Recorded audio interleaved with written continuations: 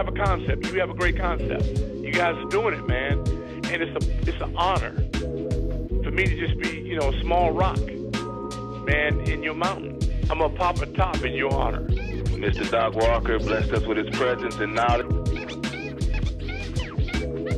We want to welcome in our next special guest, Haley Skarupa. She's a three-time world champion in women's ice hockey and most recently won Olympic gold with Team USA. The Cap Stadium Series is definitely my favorite, obviously.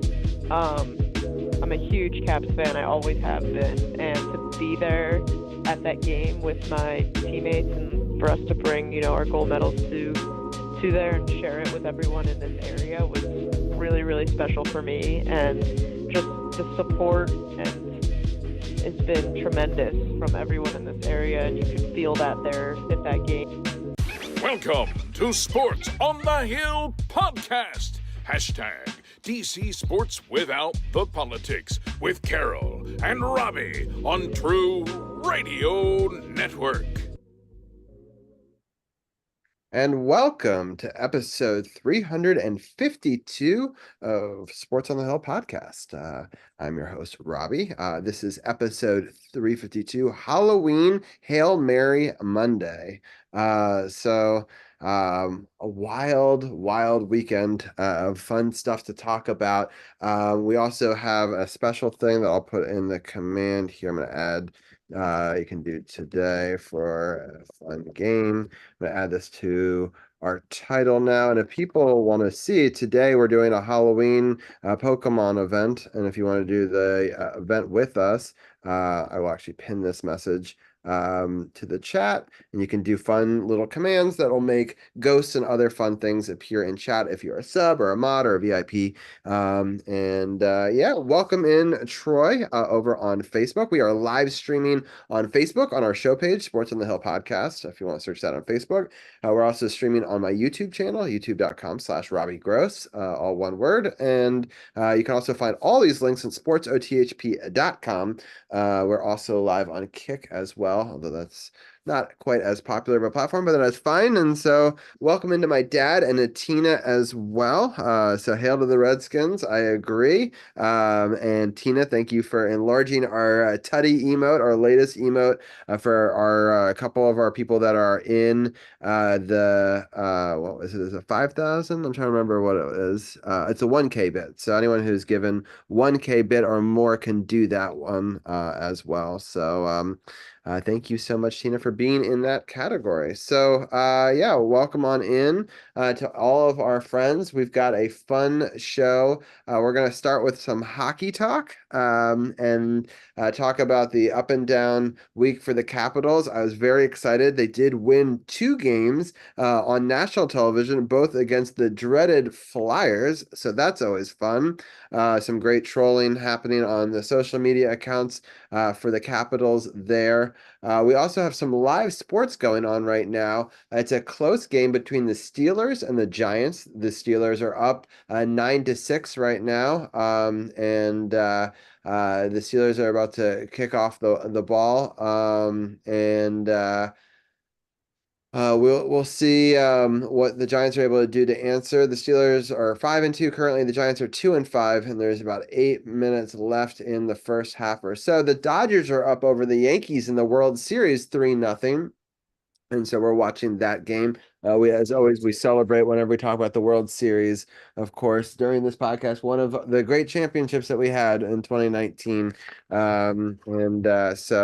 That's great. This Wizards Atlanta game has gotten very close all of a sudden. It was not close for a few minutes ago, but suddenly the Wizards went on a huge run, and it's now 78-79. We're down 1 point with about 2:45 left in the third quarter. So we'll be monitoring the live Wizards game. This will be our first live NBA action of the season, and we will also talk about their week leading up to this as well. This game is in Atlanta, and Atlanta is currently up 1 with the Wizards having the ball. So we will bring in our 2 co-hosts for the first hour, where we'll be talking hockey. In the second hour, we're going to be talking football and a Hail Mary and a miraculous win for the Commanders. We'll also, in the second half of that second hour, bring in our bring in Tim, our Ravens correspondent. They had a rough game yesterday, losing to the Browns. We'll break that down. We'll also talk about some other NFL action. We'll also, of course, throughout the night be updating you on this basketball game,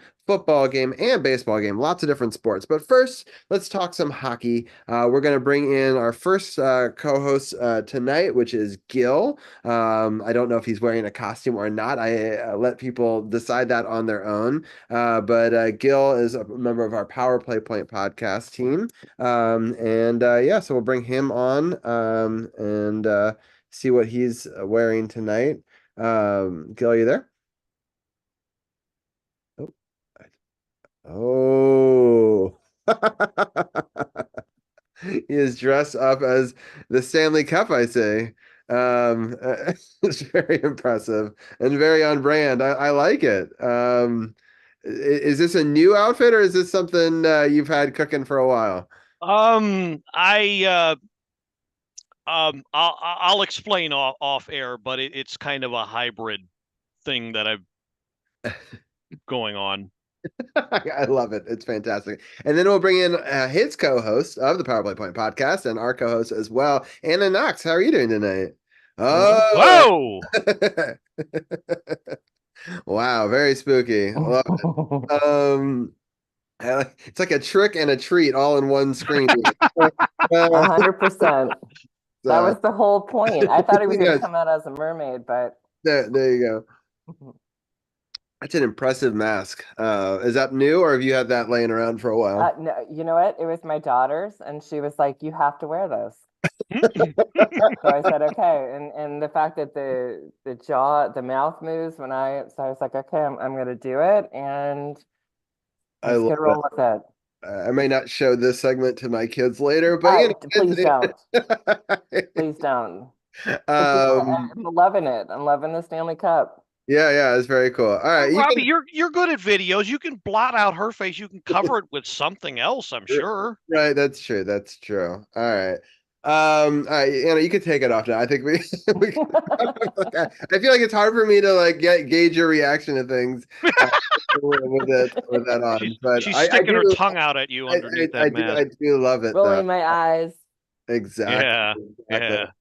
So we do have some commands and certain ghosts can come up while you're on this scene, but I am going to switch scenes for a little bit. So definitely read the chat. So the tree and the Gengar ones you won't be able to do in the next scene that we're going to switch to, but I like this new view that we can do. So we're going to try this one more time that we did. Here we go. How about this one? Is this a little bit more friendly? Oh, wow. I love it.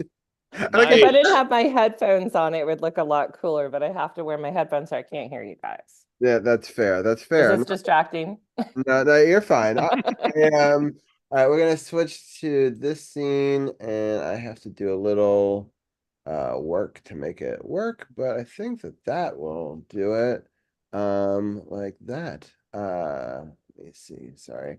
I have too many things going on right now, so I have to like have, this is the few times where like 4 screens isn't enough. But I think actually that's pretty perfect right there. I lost Anna. I'm here. Okay. No, all right. Are you gonna come back? I just want to make sure I'm sizing this correctly. Otherwise, I'm like, okay. I know, I'm here. Okay, there you go. I had to be sure that I was just a solid color, not like giving someone a seizure. I see what you're doing now. Yes, that's fair. Okay. All right, let's talk about the game in Philadelphia first, and then we'll break down the one in Washington too. So this is a home and home, and we're actually able to score first in this game. So Gil, take it away, and I'll start this replay here. Okay, so the game opens with 2 great goals. So as you can see, we're picking up the play here.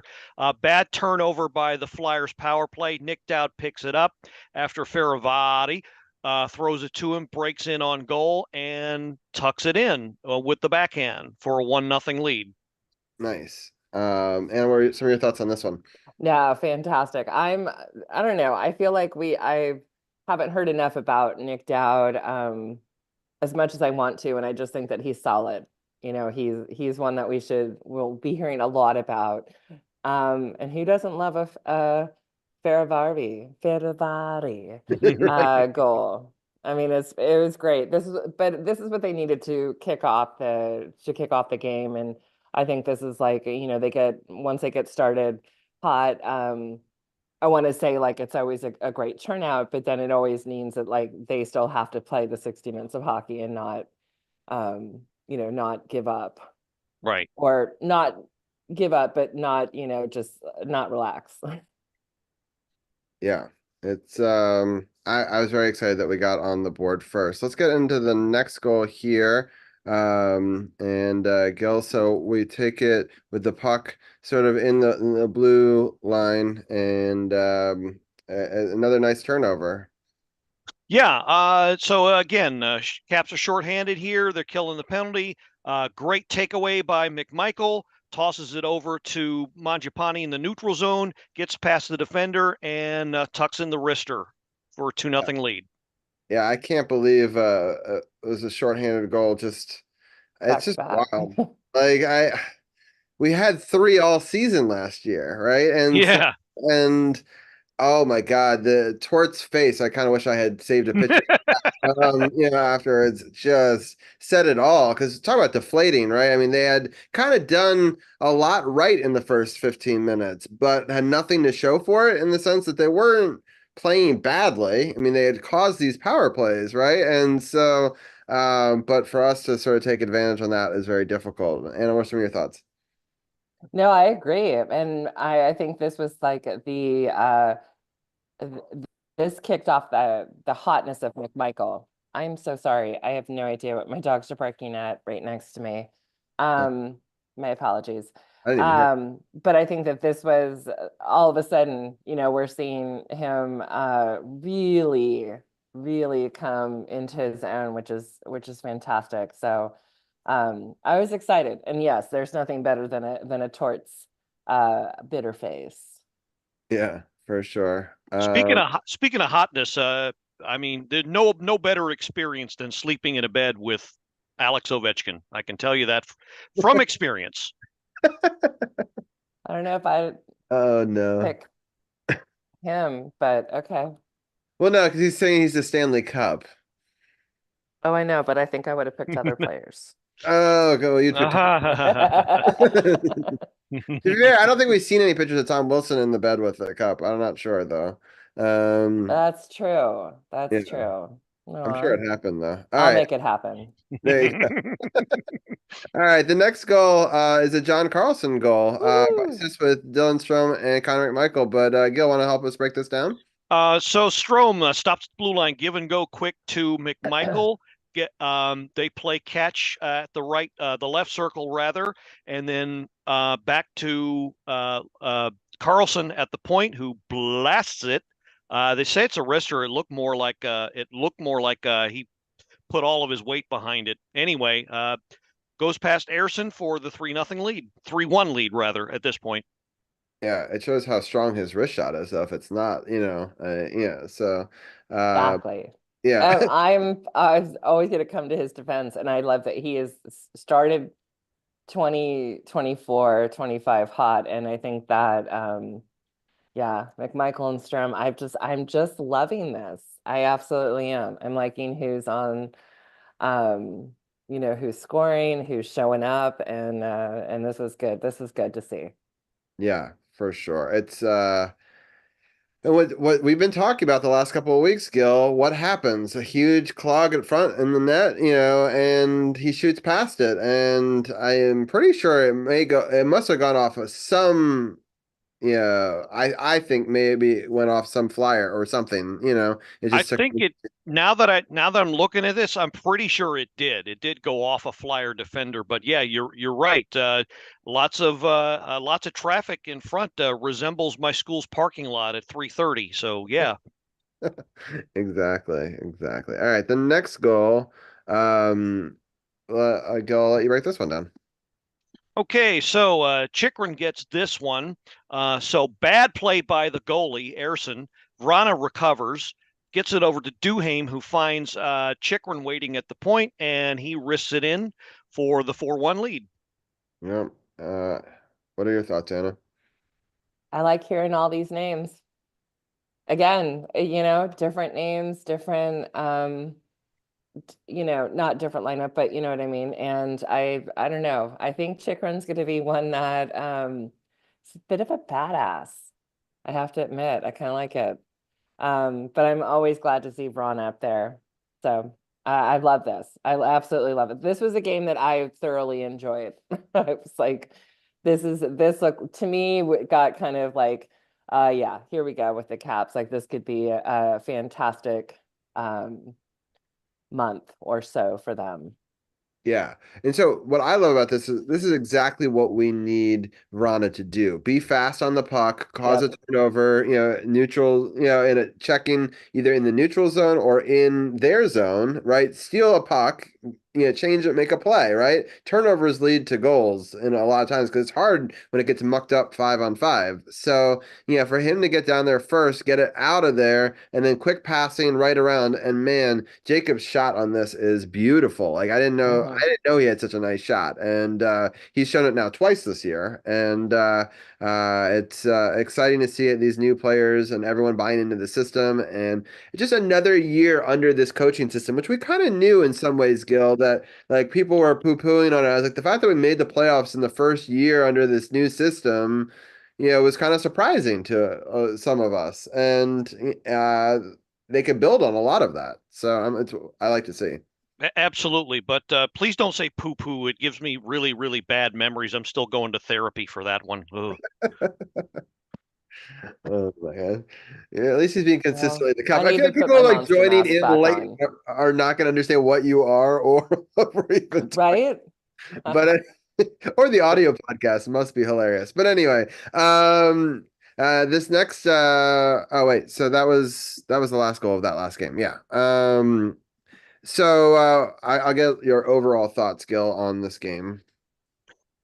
Great game overall. I don't know that the Flyers were ready for what the Caps had to offer. This was probably the showcase game of the week, although we didn't feature it that way on our show. But yeah, it's a tale of two games. The Flyers were kind of not ready, and the Caps were ultra ready. And lines, all four lines were rolling in this one. Obviously, the PK was great too. Only thing that maybe not shiny was the power play. And unfortunately, that's been a sore spot for a while. But yeah, great game overall. Yeah, I agree. One thing we didn't really talk about was the timing of some of these goals. In the third period, they kind of scored very early to make it 2-1, which, gave the crowd some life and some excitement. Obviously, they had been starved for a goal for the first two periods. And so I thought it was really important that John Carlson one came at just about a minute later, right, to sort of stifle some of that. And then obviously Jacob's goal is at the very end of the period, comparatively, right? So, but that for me, it was the Carlson goal that sort of took back momentum that was so Yeah. key for them. Anna, any other thoughts on this first? No, I 100% agree. I wrote down the same thing. Great game, and I liked the lines. I thought everything was great, but like Gil and I spoke yesterday, the power play percentages were not up to par, but it's okay. A win's a win at this point.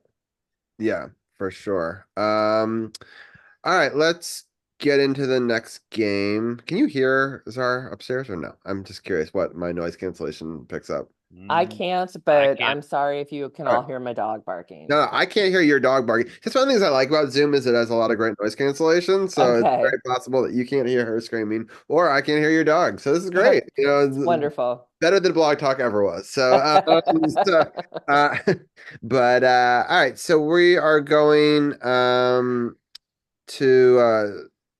to switch to the next game, which literally is less than 24 hours. Oh, I did want to mention one quick thing because we did mention it last week and I didn't mention it so far in that game. So that day on Tuesday, every single team in the NHL, all 32 teams played, Yeah, which had only been the fourth time that that's happened, which I was it's kind crazy. of by that stat. And every game started within 15 minutes of another game, right? So we were the very first game in the NHL. We were the ones on ESPN that everyone was covering, but then another game is added to the loop every 15 minutes. So in a very condensed period of time, they had all the games, which I thought was a really interesting thing. And it was to promote ESPN2's channel that they surf through all the games, and also ESPN Plus that you could watch all of them, right? So, but I thought it was kind of interesting and awesome that on national TV and then the next night is the opposite, Gil. We're the only game in town, right? So it's Yeah. a national televised game and all the spotlights on us again, right? So I thought that was an interesting back to back that we didn't really necessarily cover last week, but I thought it was an interesting dynamic for sure. But what were your thoughts going into this game? For me, I was nervous because I was like, man, they want to get revenge for that. Yeah, it could have been considered a trap game, and as we'll cover here in a little bit, it kind of was. Thankfully, they woke up enough and in time to turn things around. But yeah, it's first bit of adversity, first back to back of the season. You wonder how they're going to react. Now, fortunately, we got two very good goalies who can handle the load. So very interesting to see that. But yeah, it was a potential for a bit of a disaster, but thankfully wasn't handled that way. Yeah, for sure. All right, let's get into the goals. This one happened 4:50 into the first, and I'll let you take it away from there, Go. Okay, so Caps are in red here in this diagram. So Radish throws it back to Sandin at the point. Who throws it over to the other point. McElrath throws it on goal, and Radish gets a very wicked deflection into the net, and Caps get the 1-0 lead. Yeah, it was a nice, timely goal because you want to try to carry some momentum forward from the previous game if you can, and grab that first goal. Anna, what were some of your thoughts? Yeah, no, I felt the same way. I was like 450 going into the first. I don't know what they're calling him, but I'm rad was one of my favorite words in the 80s in high school. Probably late 90s when everyone's like, no one says that anymore.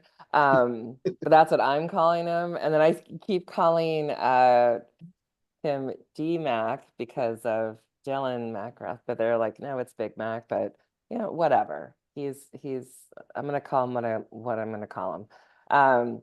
But this again, I think that I went into this surprisingly more optimistic. I thought that they were gonna kind of ride the high and just be like, hey, it's a home game, let's go. And this was good to see. Yeah, I agree. I don't know if I have a whole lot more to say on this one. It was just it was a nice tip, and I'm happy that we got on the board first. Let's get into the second goal. Nick Dowd. This one's in the second period, 2:49, and this makes it 2-0. And I'll let Gil break it down from there. Okay, so interesting bit of line juggling here. So you got Protus on a line with Nick Dowd. So I'm not quite sure how this happened. Maybe a line change on the fly. You can see Carlson coming on Yeah. a little bit late there, but even so, pretty good pickup here, as you can see. Sandin and Protus get the play going, and then Dowd, of course, net front presence with the shot in the goal. Yep. And what are some of your thoughts? I love it, number 21. I am. I'm liking his presence. I'm liking his height. I'm liking everything. So this was one I definitely was like, fuck yeah, when they scored. So way to go. Yeah, for sure. And I think he's getting comfortable, like I think Gil and and I'm sure we talked about it with you, Robbie, as well last year, that with Protus and his skill and his height and stuff wasn't quite using 100% of his potential last year. And I think that he's finally kind of come into his own, and we're starting to see that a little bit more, which I think is fantastic. So I look forward to seeing his name much more on the assists and maybe scoring. Yeah. All right. Got any final thoughts on this one, or should we move on to the next goal? Let's go ahead and move on. This was a pretty good goal all around. So, Yep. All right. This next one is by Conrad Michael. Makes it 3-0, 4 minutes into the this is the second, right? Yeah. Yeah, so this is where the game really started to take off for the Caps. So McElrath starts to play. Now, unfortunately, what you don't see here on these goal simulations is the physical effort it took. McElrath had to stretch his body and his stick out to corral the loose puck and then push it forward to Dubois, who's breaking into the neutral zone, sees Dubois, that is, sees McMichael streaking in all alone for the pretty much breakaway, and he tucks in the backhand for the 3-0 lead. Yep. No, beautiful. Yeah, it was a great goal. I love what Connor McMichael is growing into. It's what we were hoping for. But obviously some people aren't super patient and they're like, oh, this guy kind of sucks. He's not strong on the puck, blah blah blah, right? I mean, you remember them saying that when he was first in the league, and of course, and it takes time to acclimate to this level. I mean, well, that's kind of funny you say that, because that's not his game. It's not his game to be strong on the puck. It's his game to take away the puck. That is his wheelhouse. That's his forte. And you put him on a line with a guy who was also misused last year with the Kings, Dubois. They wanted him to be a plumber on the third line. That's not who he is either. So you put them together, and it's been a pretty good combination so far. Yeah. No, I like it. Anna, what are some of your thoughts on this? Yeah, I'm nodding and going along with you guys as well. Just wondering if my little headpiece here is still looking okay, or if I should have it blink. No, you're fine. I wouldn't. But no, Connor McMichael, like, again, for those of us who were pulling for him to come out of his shell a little bit, just like a Protus, needed to see this 100%. And man, he is a bit of a badass right now, and I love it. And I know we're going to talk back-to-back goals, but also congrats to him and fatherhood. Yeah, I agree. I love the stat that came out of that he became a dad trick. They scored 2 goals and had a I thought that was my favorite tweet of the night after that. I'm still gonna always call it a tweet. Screw it. Anyway, but, all right. Speaking of Connor McMichael, why don't we talk more about Connor McMichael? Yeah. Why don't we? This one, his second of the game, third of the season. So Van Riemsdyk and Dubois play a little catch on the right side. And McMichael again, getting loose, creating space, getting space for himself, and then not afraid to go into traffic to retrieve the puck, as you can see, and then fires it in for the goal. Yeah, I think last year he wouldn't have done that. Right, and so many players are there again. I mean, it's literally it's like it's 100%. What has worked for us all season long. So, this game got a little bit interesting though, in the sense that they scored 3 goals in a row, to at least make it more interesting in the game itself. So they scored 2 in the second at 12:04 and 16:16, and then 1 in the third on a power play at 6:36, and so that makes it 4-3. And then do you want to talk about some of these empty netters?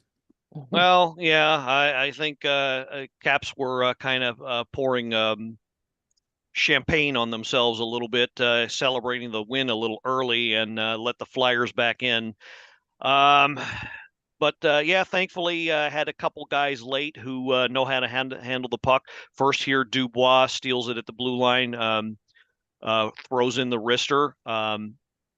So no assist because he did his own takeaway. And then jumping to the last goal of the game, of course, the captain, with just enough speed and power on the shot to throw the backhander from just inside the blue line for his second of the year, and that iced it with about a minute left to play.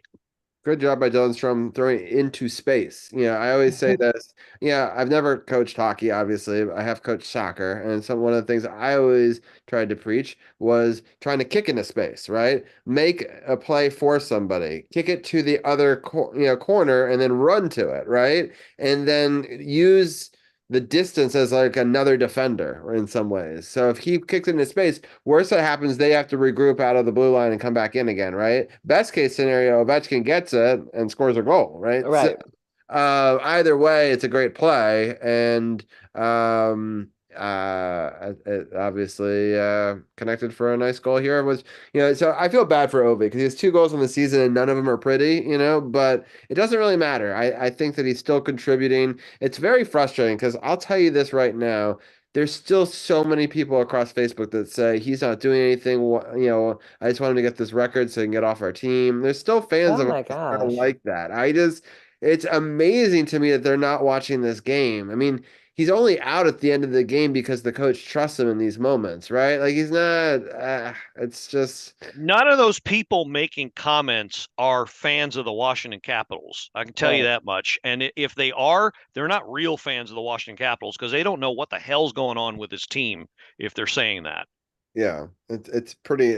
I have to bite my Pretty, tongue not to comment, but pretty friggin' ignorant is what it is. I Agreed. know, and I just like, how do you feel this way? Even him a step slower if he was, which he wouldn't have gotten to this and beat that guy if he was. But anyway, moot point. He's still better than 50% of the NHL players, right? So like, yeah, he might not be the superstar he once was, but he's still a star, right? He's still Right. pull players. And the big He's thing you could do is you could distract other teams and leave space for right. our other players, which is huge. I don't feel like you can underscore that enough. Like every time you throw him on the ice, someone's gonna have to guard him, or he will make you pay. Right.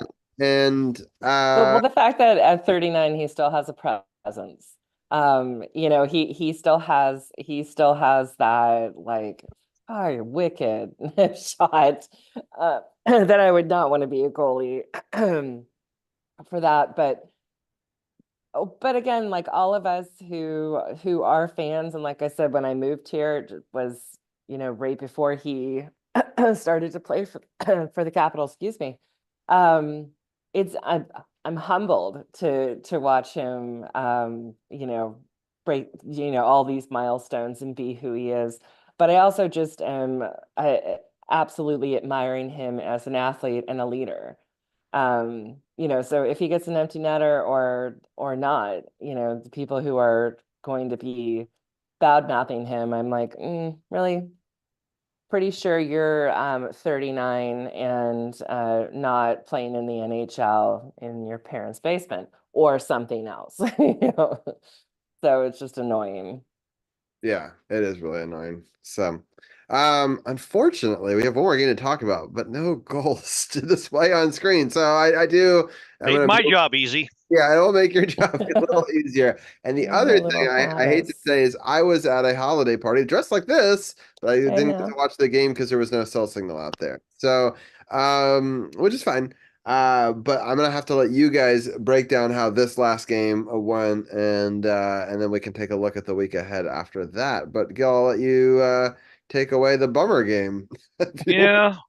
So this one, yeah, the Caps, I would say they were definitely in it until the third period for sure. Third period is when the wheels were really coming off on this one, and but to start with, the opening goal wasn't a bad one. Not really much that could be done. It was a deflection goal. Charlie had the net covered. Um, but it was just one of those things where the guy's in the right place at the right time. Mitchell Chafee just gets the stick on it and just deflects it just enough to get under the crossbar. What are you going to do? 1-0 lead. But as I said, they played fairly even for the balance of the game. And then 2 minutes into the third is when everything really started to fall off. Braden Point gets his fifth. Nikita Kucherov, as he always does, finds the right guy at the right time and gets the puck to said right guy, and in this case it was Point. Now, what the sign that unfortunately has reared its ugly head more than a few times this year is the opposition gets right back in it within 90 seconds, as we mentioned on our most recent episode. In this case, Connor Geeky, his first, Sorelli and Hagel on the assist on this one. This one was 44 seconds later after the Braden Point goal. And yeah, so seeing those two giving up something like that late in the game, you knew they were out of it, even though the score may not necessarily have reflected that. But at that point in the game, I don't want to say they checked out. The numbers don't say they checked out, but at that point in the game, I think they really didn't have anything to offer. Yeah.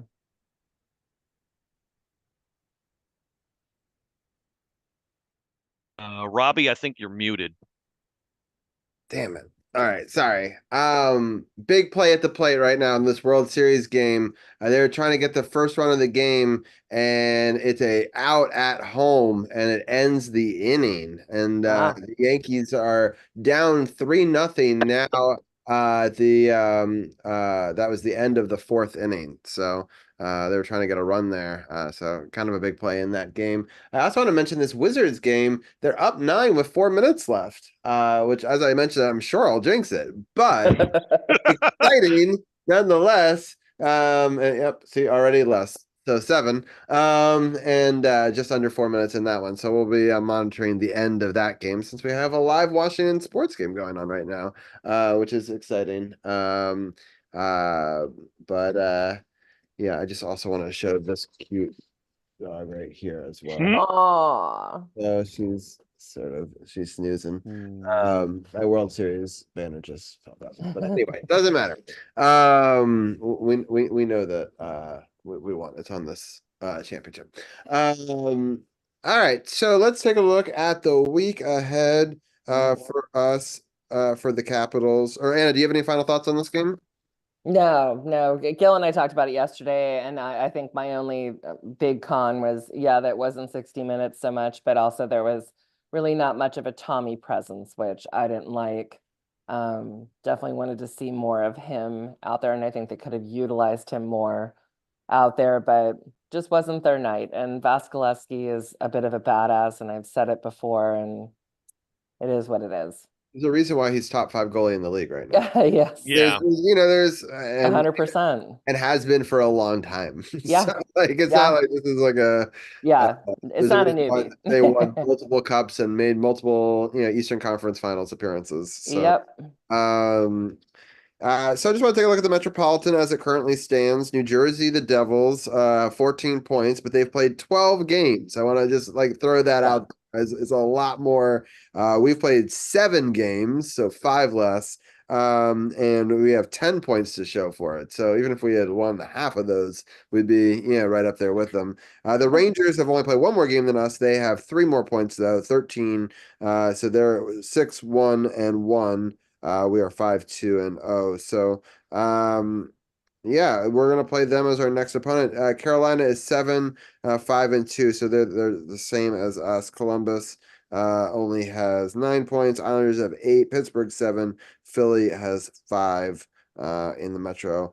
So our upcoming games, the reason I talk about it is we're playing against that other team right there, the Rangers, who've had a really amazing start to their season with them beating Anaheim 2-1. They lost to Florida 3-1, but we know Florida is very good. But before that, they beat Montreal 7-2, Toronto 4-1, Detroit 5-2, and Detroit 4-1 before that. Did lose to the Utah hockey team 6-5. But beat the Penguins 6-0 in the first game of their season. So they've had an interesting start to their season as well. Obviously, a big-time division rival. This is a game tomorrow in D.C. at 7:30. Go, what are your thoughts on the Rangers?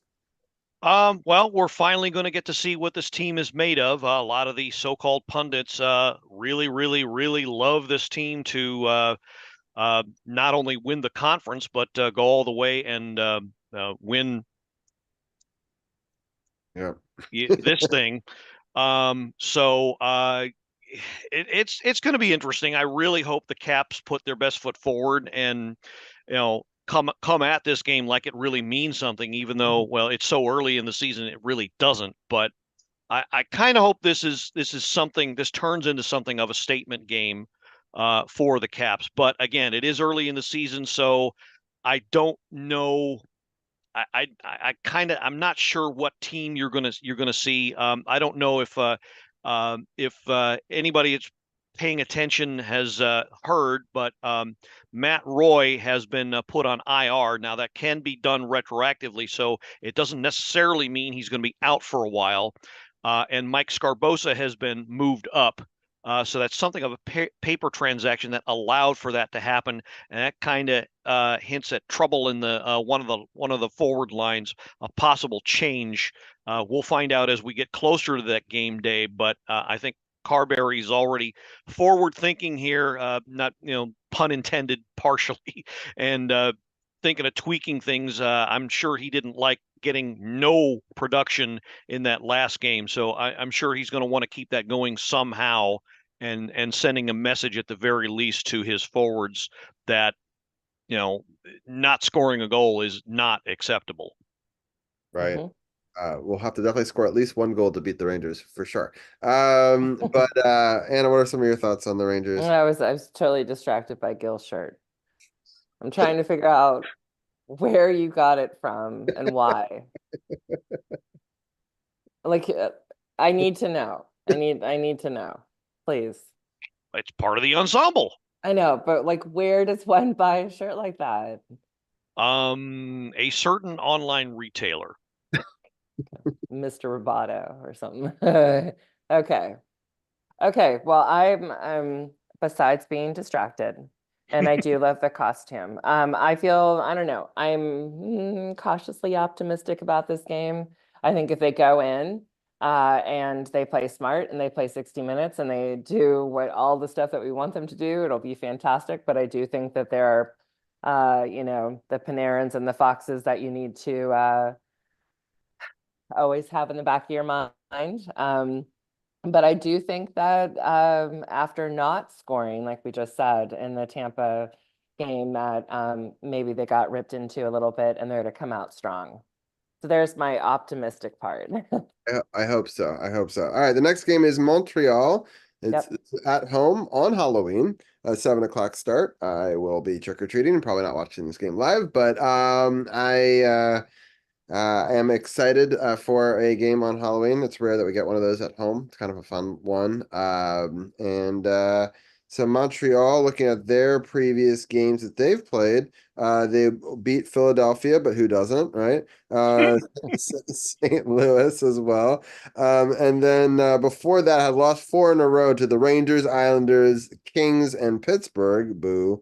They had beaten Ottawa and Toronto sandwich around a loss at Boston, right? So more L's than W's, but pretty 50-50 on it. Definitely trending upwards. Gil, what are some of your thoughts? Not a team to take lightly. I don't know if they're going to even reach the playoff bubble this year. I don't know that they've progressed that far forward. Certainly losing Patrick Laine, who they picked up in the offseason, really hurt badly. I can't state that enough. He was expected to contribute to a lot of their offense, but even without that, they're pretty scrappy team. As I mentioned on the episode, they play the Caps very tough, always. So definitely cannot look past them. I'm not going to guarantee a W here at all. But should be a very good game if the Caps stick to what's been their overall plan this season. Yeah. Yep. And any additional thoughts? No, I feel the same way. It's been 4-4-1. Why go into it feeling like it's a sure thing? So I'm feeling like they just have to come out and play as hard, because I agree. The Canadians come out strong. Yeah. All right, continuing the C themed. We're playing Columbus and Carolina next after that. So on Saturday and Sunday, November 2nd and 3rd, we have a pair of 5 o'clock games, earlier start. On Saturday, the Columbus game is in Washington, and then we have to travel on a very short turnaround to play in Carolina. Luckily, it's very close. And Gil, what are your thoughts on the weekend back-to-back? So another back-to-back within a week and a half. It's really going to be a test of the resources of this team. So it's going to be interesting to see how they react. I think they'll keep the goalie back and forth. Quick word on that. I don't see, some might see that as a problem in that you don't have a true number one. I say the exact opposite. I think it's a problem that a lot of teams would love to have. So I don't mind them flipping back and forth. Now, if one of them should prove to be the hot hand, that's fine. You ride the hot hand, but I think they've both equally been up to the task so far. So I don't mind the switch back and forth. As for the games against Columbus, well, Columbus, lather, rinse, repeat what we said about Montreal. Same thing. They lost a big chunk of their offense through no fault of their own. They're not expected to contend at all. In fact, everybody's pretty much saying they're guaranteed the number one lottery pick. I don't think they're that bad, but it's a stretch for them to even contend for the playoffs.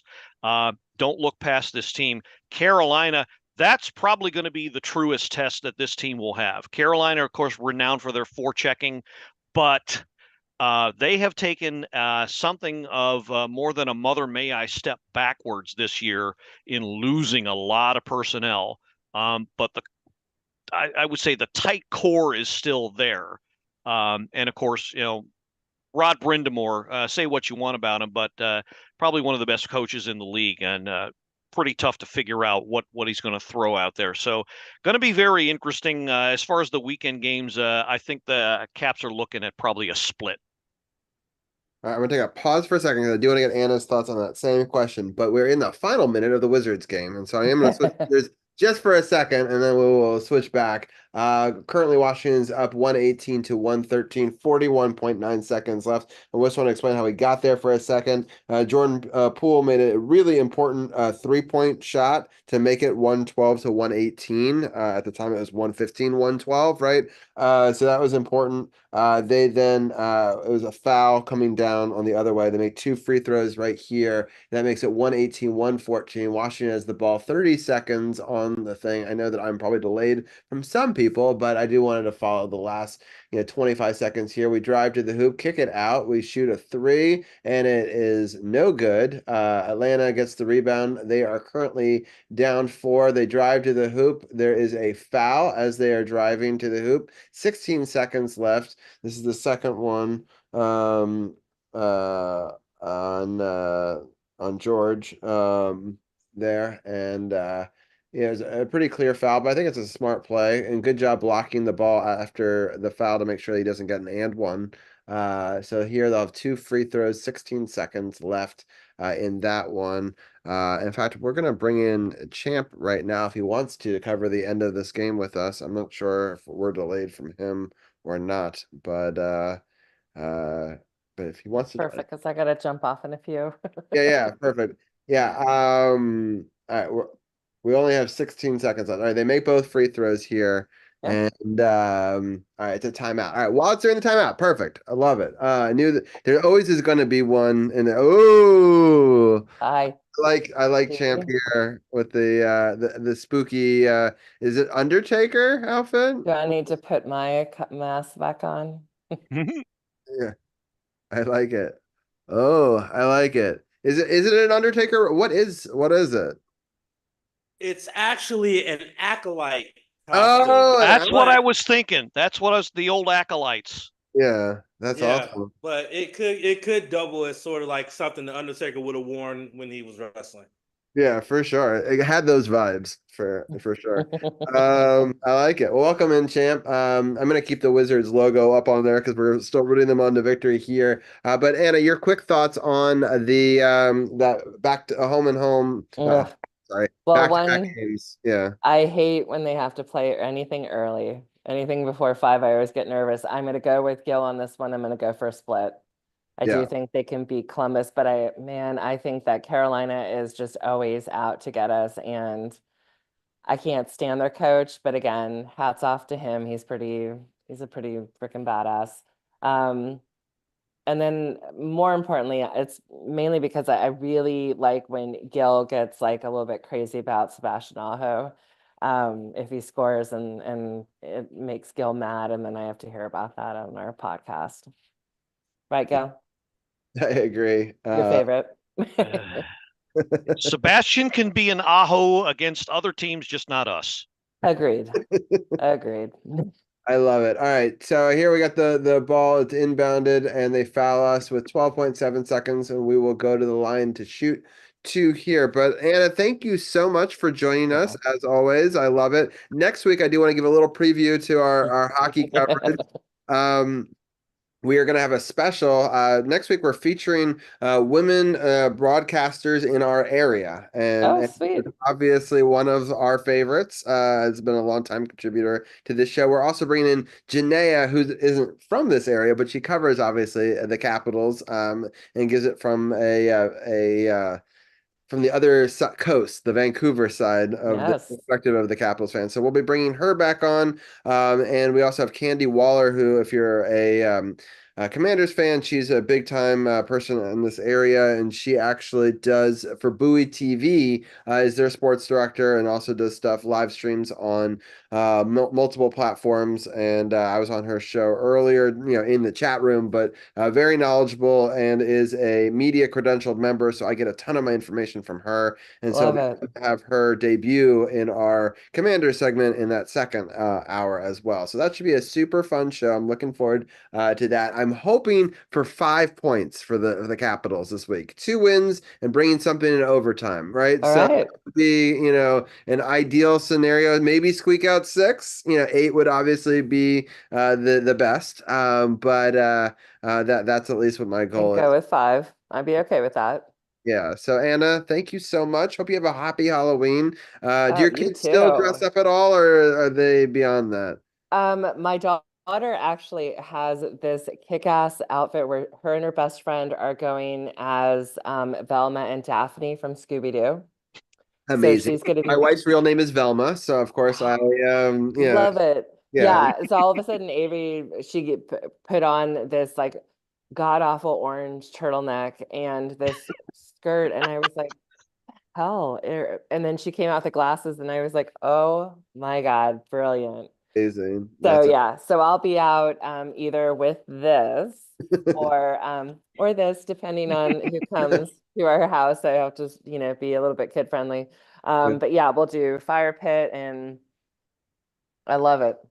I love Halloween. It's my favorite. I don't love that it's going to be 75 degrees, but I know. This is a very hot onesie walking around, and yeah. We'll take pictures because we love them. Hi, champ. Yes. Great. It was great to see you. Yes. And we've got a great video of Champ in a little bit of him celebrating that Hail Mary that I'm very excited to break down. Oh my God. I will say, my husband and I, we sat here and we're like, oh my God, what's going to happen? And I'm thinking about, joining, like getting ready for the Niners game and whatever. And we sat and watched, and both of us were out of our seats screaming like, holy shit. Makes everyone in the DMV scream, like not necessarily Commanders fans. And it's so funny because Candy talked about how she felt bad because she screamed in the press box, right? And you're not supposed to not do that, right? But like, how can you not? Official reaction after 30 years of ineptitude. Like, how are you not going to scream at There's a video of Bram Weinstein and London Fletcher going absolutely apeshit in the radio broadcast booth. I mean, come on. How can you not?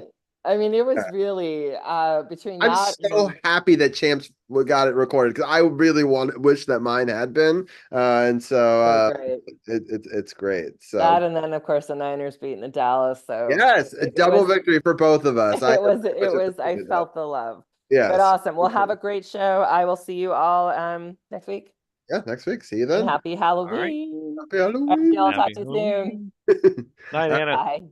All right, Gil. I know you had a new episode of the Power Play Point podcast. Give people a quick update on that, and then we'll let you go.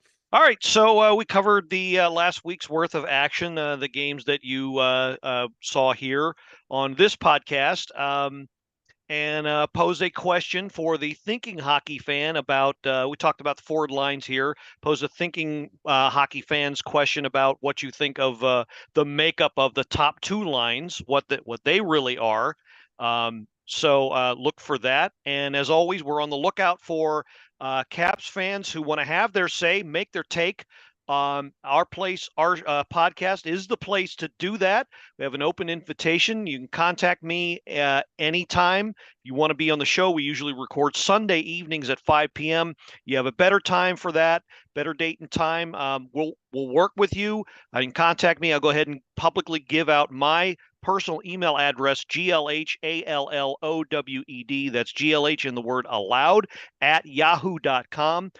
Email me if you want to be on the show. We'd love to have you. You're a Caps fan. You love the team. You want to have your say. We want to hear from you. I appreciate that. We also have the links in chat. They'll also always be in the show notes. Also, all the links, sportsothp.com. Click the podcast partners button. Click the Power Play Point podcast there. Also on Team SportsOTHP, click on that. You can also get all of Gil's links. And in chat, Blue Liner 98 on X or Twitter, and Power Play Point podcast. Search that on Facebook, and you can find all of it there. And it's a great conversation. I will say, Gil, very exciting news. Wizards win. Corey Kispert hit the second free throw after missing the first one. They were only up 2 points. Trae Young tries to do a move, gets around the guy, gets our guy up in the air, shoots it, air ball, game over. So, I totally forgot I had it on in the background, but yeah, great win. I don't think it was great defense by Koulibaly on that 3-point shot from Trae Young. It was awesome defense and a great first win. Yeah, I don't think there'll be the laughing stock they were last year, but yeah, great effort by this team. I like it. Yeah, especially when they get their first win, this one being on the road in Atlanta. But you're right, Gil, or Champ. Pushing him off his spot was huge, right? Because he wanted to go one way, and he made him sort of shift just enough that he didn't really have, I would say, momentum to get enough air under it. And it obviously hindered the shot greatly. So big Wizards win, and it's fun to get to cover that live. So that's great. But Gil, thank you so much for joining us. I'm looking forward to having you next week for our special and covering all 4 of those games. And I hope you have a great week and Halloween. Thank you to all you both, and hope we can meet up sometime. Drinks on me. Yeah. All right. Good night, guys. I'll be having a soda. Yeah. But he means literally the drink's in him because he's that'll work. Yeah. Yeah.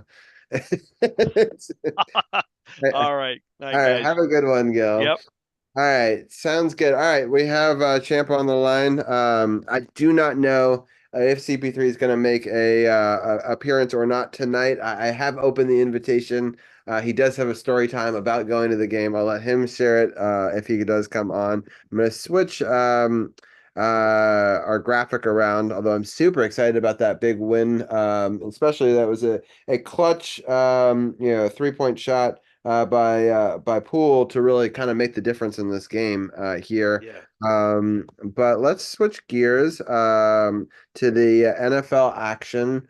And man, there's so much to break down about this game. I want to talk about the big moment first because it's like such the big moment, but I feel like we need to kind of go through the game a little bit before we get to the big moment because I think it's important in wrestling. It's called building the storyline. So you got to build to that point.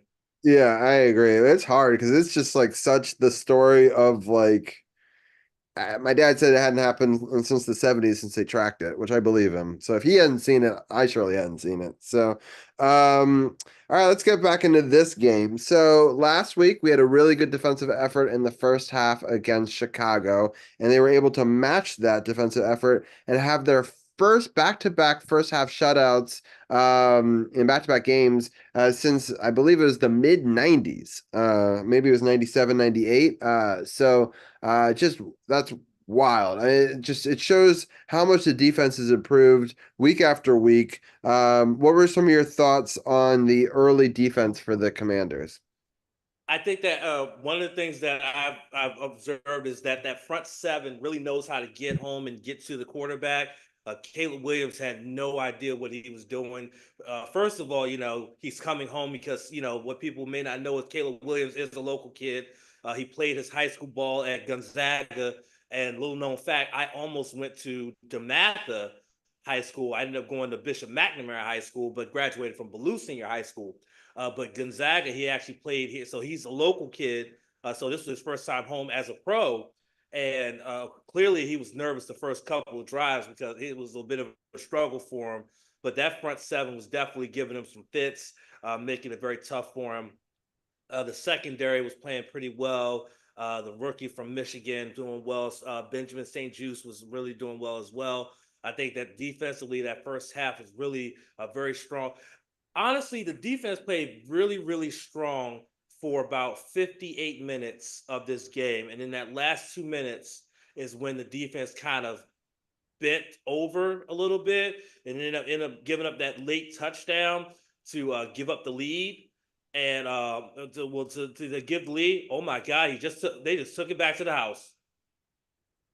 Oh, Oh, there's a flag. Oh yeah, false start. They're posing, but there's a flag. That was a kickoff return. It was a punt return. It's a false punt return, but it's a return. He might be holding. Yeah, It was a return. So that it stands because it was on because it was on the team that kicked it. So wow. Oh man, he got the edge and just beeline it. Smart to cut back a little bit and then just took that same angle. And yeah, what a return. Steelers at 4:38 and left in the third. I get a really important touchdown. It had been 9-9 in this game, and it makes it 16-9. All right, what were we talking about? So we were talking about the defense of the Commanders. Like I said, they played well for pretty much 58 and some minutes and some odd seconds throughout the game. But then late in that fourth quarter, Williams and the Bears offense were able to get something going to the point that they were able to get that touchdown to take that 3-point lead after they got a successful 2-point conversion on looked like a shovel pass to get in for 2 points to make it a 3-point game instead of a 2-point game, making it so that the Commanders off the kickoff will have to go not the length of the field, but mostly like a quarter of the length of the field to get in the field goal range to tie the game.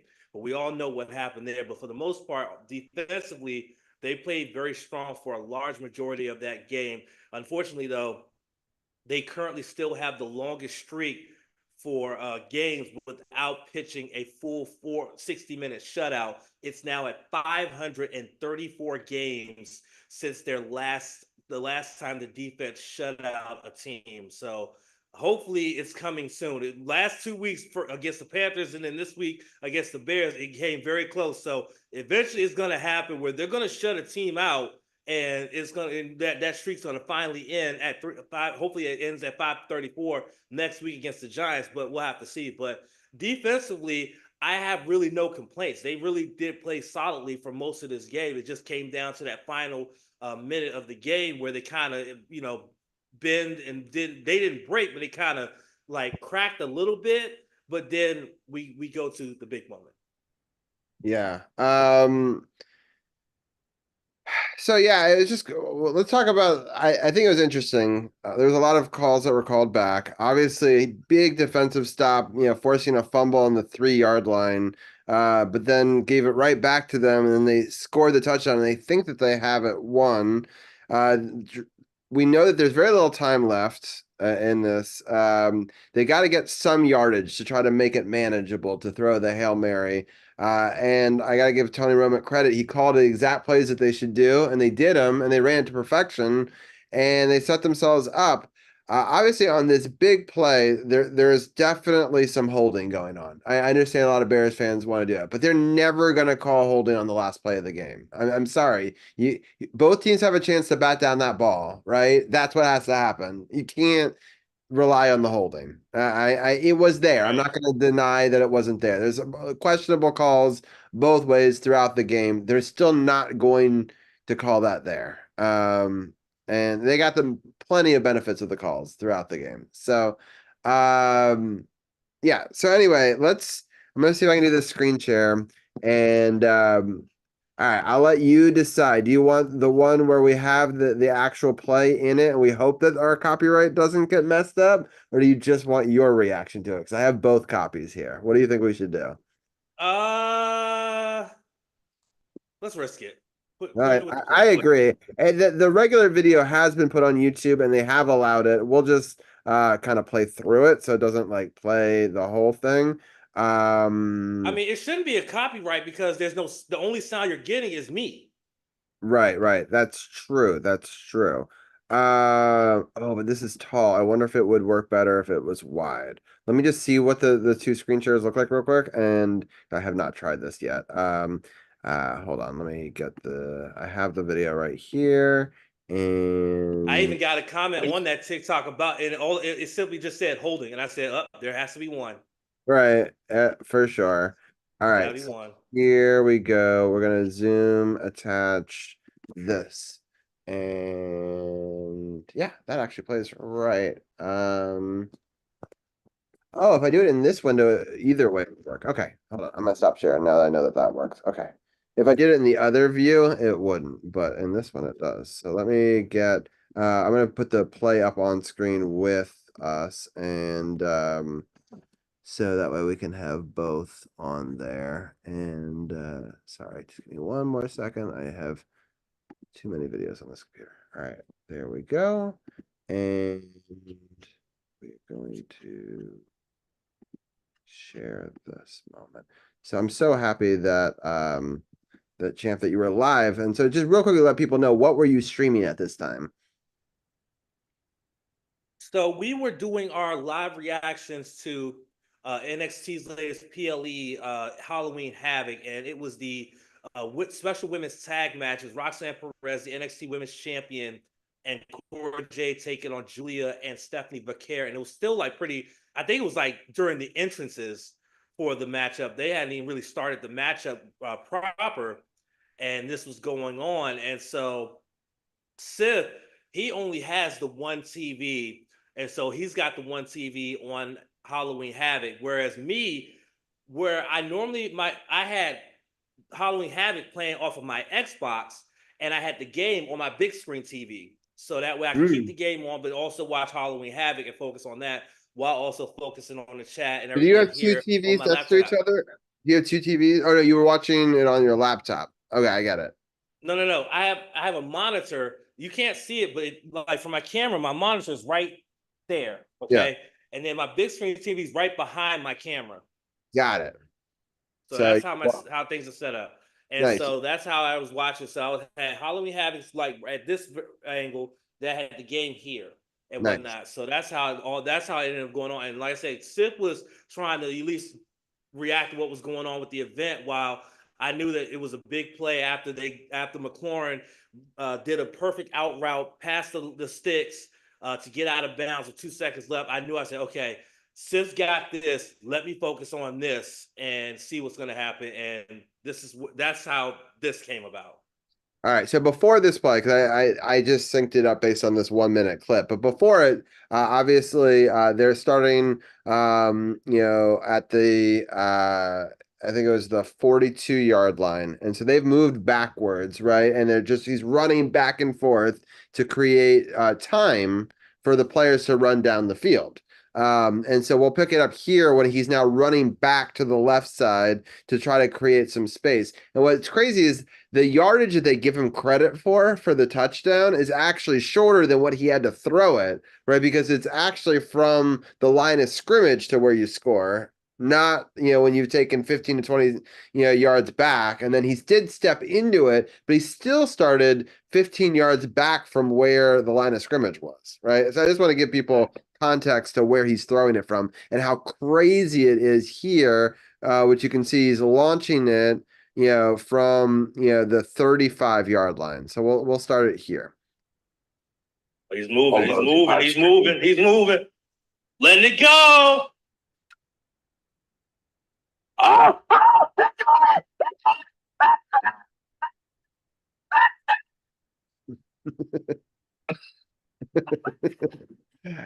I like how Sith just cannot believe it, right? But the crazy thing is, and I told you this in our group chat, the crazy thing is, again, he's not watching the game. He's only going off of my reaction because he's not watching the game. I later, when the clip finally hit social media, I sent it to him and he couldn't believe it. He was just like, "Holy crap, that really just happened?" I said, "Yeah, that happened. That's why I reacted the way I did." Yeah, so here it comes down and they tip it, right? And then it goes to right to him. And what's great is, I'm not going to show it from this. I like how Sith doesn't know anything. He's just praying, right? You're watching and then going crazy. But what this doesn't show, because I don't have the other angle on this view, but this guy who tips it was talking mad trash. So I want to set the stage a little bit more. So there's only a couple seconds left on the clock, but we used 13 seconds almost, just over 12 seconds before he throws the ball. And which helps us get all of our players downfield. Actually, it was 2 seconds. It was 2 seconds left because when they ran a play, got the first down, got down, had to call one timeout. They used the timeout. Boom. Then they threw the out route to McLaurin, past the sticks. I think they had like 5 or 6 seconds left. That took about 3 seconds to get the out route to McLaurin because 8 DBs were down like 40 yards down the field. So it was an easy 10-yard out, boom, out of bounds, 2 seconds left. And that's when we got to here where it took 12.79 seconds for Jaden Daniels to move around, get to his left, step in, and launch it 50-something yards down the field for that. Yeah, I think that the actual yards he had to throw it was like 60-something yards. And it wasn't going to make it, too. It was going to get to the 2-yard line. But so the way that the play is drawn up is there's supposed to be somebody in front, which you can kind of see is Terry McLaurin, right? So if it bounces out, he can catch it and run it in for 5 yards, right? There's also supposed to be a guy who steps behind it to catch it if it bounces up, which is what happens. And then there's 2 people to force the pile up, right? Yeah. And so those 2 people drew 4 defenders. It's crazy. They only rushed 4, which was definitely not enough to put enough pressure on him, even if they're being held. On the offensive side, Washington put so many people there to defend him, right? Because you could put more people down in the end zone, but they really don't need a number of people. They just need one person to make a play, right? So that's why you're sending 4 people down. And this other guy on the other side is talking mad trash to our fans, doesn't even know that the play has started yet, and continues to talk trash. Bears fans are like, turn around, the play has started. He finally realizes, and he forgets what his assignment is. His assignment is to cover the end zone, not the pile, to cover anybody that's out of it, right? And instead, he follows the ball and tries to go, and he does exactly what you're not supposed to do. You're supposed to bat it down, and he gets a finger on it because he's just barely getting to it in time because he has to run from the other side of the field, right? And somebody said online, and this is a hot take, if he had continued to talk trash the whole time and didn't even know the play had started and didn't get over there in time, it probably would have been better for them. But the fact that he talked trash and then got involved in the worst possible way is what gave them the win, And by the way, that defender's name was Tyreek Stevenson. He's a cornerback, number 29. He was trolling and taunting the fans on the right side of the field, far right side of the field, and then he did one of these numbers, and by that time the play was already 2 seconds started. His back was still turned to them, and by the time he looked, he immediately ran towards the pile instead of his assignment, which was the back was just inside the end zone, covering Noah Brown. And that's what ended up causing it. And then not only did he have the wrong assignment, like you mentioned, but then his hand was the one that tips it back to Noah Brown. And Noah Brown, with the awareness of it, because they practice this all the time in practice. This is something they always go through in practice, both when it comes to defending the Hail Mary and doing the Hail Mary is practicing this kind of drill, the tip drill and whatnot. And Noah Brown having the awareness, seeing the ball coming towards him and having the awareness to know it's coming, grab it and be in the end zone, and boom. Then the place went absolutely nuts. Jim Nance went nuts. Bram Weinstein and London Fletcher went nuts. I went nuts. You I went think nuts. everyone in the DMV Everybody screamed. went nuts. I know. Yeah, everybody went nuts. Touchdown! Washington win! So yeah, it was. I love your pacing back and forth here. Just like screaming. And it's kind of good that you threw the mic because that way it's not just screaming into it. I like how do you get the random bits of scream as you get close enough to the mic, right? So that's because this mic right here caught it. That's why. Yeah, exactly. But I feel bad because my son ran upstairs crying because we got very loud. The dogs went nuts, right? The cat went nuts. And Zara said something along the lines of that noise made my ears sad. So it was an adorable thing. I'm like, I'm sorry it made your ears sad. And then I had to go console Zach. But what a win. Like, what a great celebration for the city of DC and Maryland and Virginia. And just we've never had a moment like that. Hail Marys have been used against us. They've always been knocked down. My whole entire life, I've never seen one go for us.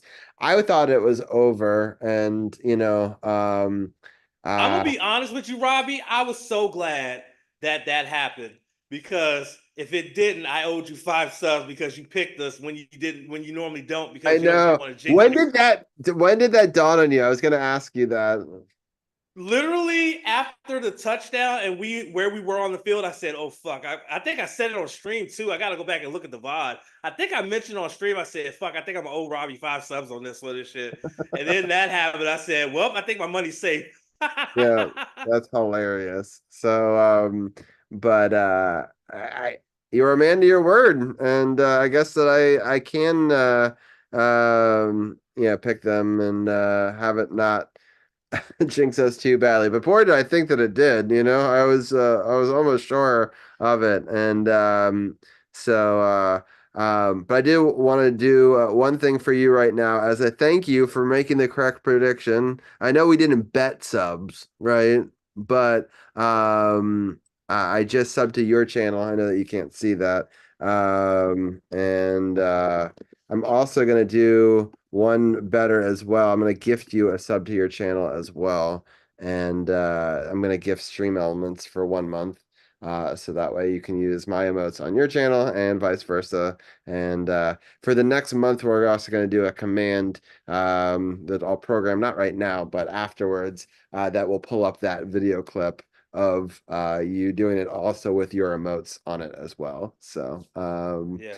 And the TikTok is doing amazing. It's already almost at 1,200 views. wow. That's the highest viewed TikTok we have on our channel ever. Amazing. As it should. It's a great video. It's definitely a top moment I've seen of your streams. And I like the fact that they had the remix to the NFL on Fox theme. Yeah, that made it even better. That made it so much better, dude. It did. It's great. I love it. It's awesome. So I will add that video. What's the Steelers score? That's a great question. I'll give a scoring update on all of the games. So the Dodgers. It's still 15-9 Steelers, but they just had an incredible incredible throw and catch from Wilson to Jefferson on the sidelines to get a big first down before they went to break. He actually came back to the ball and made a beautiful catch with the DB all over him for the first down. Unbelievable catch. Yeah. as they start the fourth quarter. Or 16-9, sorry. Yeah, 16-9, exactly. So yeah, they're just starting the fourth quarter right now, and they're driving. Unfortunately, the Steelers are in the Giants' side of the field, and but it's a hold on the offense, so that'll set them back. And I guess that would be a good segue that we can bring Tim in here. Yeah, I was about to say, like, you're pretty conflicted on this one because you're a Commanders fan, so the Giants, you Right. want them to lose, but you're also a Ravens fan, and so you want the Steelers to lose. So you're conflicted, Robbie. Yeah. Like, we need Tim in here to be the true, to be the true individual. the true Pittsburgh hater. So we need Yeah. I can hate on New York a little bit too. Just because it looks like the Yankees are going to lose, and the Knicks also lost. Nice. And also the New York MLS team has lost tonight in the playoffs. Oh, good. Which Good, I'm yeah. not a huge fan of, but I just looked up all the New York teams just to kind of see what was happening. So I want the Giants to win, but if they lose, that's like what, not the gold. I don't even know, what do you call it when you're 0-5 in one night? DC can't even do that really because we don't have enough. Well, we do have enough teams, but that's true. That's true. It would be hard. The Red Bulls do play tomorrow, so they can't be part of this catastrophe Monday for them. But yeah, it's the NYCFC, I guess. Right, exactly. Which is owned by the same people that own the Yankees, I believe. So yeah, they play in that stadium. So because it's basically jerseys, the Red Bulls. So where did they play tonight then? I heard it was such a mess. It's in Cincinnati tonight. It's in Cincinnati. Yeah, never mind. But they had to miss a playoff game at home, and they had to play in the Mets Stadium, I think. Because of the ALCS. So that was a mess for the MLS. Not to rhyme, but how do you convert the Mets Stadium that's never like a soccer stadium into one? That's crazy. I don't know. Yeah, I mean, I guess they sort of do the same thing with Yankee Stadium. No, I know, but they usually have the infrastructure, and like I guess that they could use some of the infrastructure because it's like another baseball stadium. But like, I don't know. It probably wasn't great. I mean, I don't know. Like, probably not a lot of great. Touchdown Steelers! Oh my God! It's over. Daniel Jones will not score 2 touchdowns in 1 quarter. Yeah, I'm sorry. Calvin Austin III, who had the punt return earlier, just scored a 29-yard touchdown reception. He has a touchdown reception and a punt return touchdown. Oof. Jesus I Christ. mean, on that note, New York's about to have 2-6 football teams, so Adrian sucks for them. I called a poop in the hat. It's like worse than a hat trick negatively. So there you go. You guys talk about the Ravens. I'm taking this costume off because I'm hot. So yeah, go for it. Yeah, I'm pretty impressed that I've stayed this long in this Charizard onesie, but you know. Okay, nice. Yeah, I can only see like half of it, so. Yeah, exactly. Yeah, I guess I could show like it. There it goes. All right, legit, nice. You know? I did decide to wear my NFC East 2012 championship. Because it is. Yeah, you have to rock it today. Today as part of this. And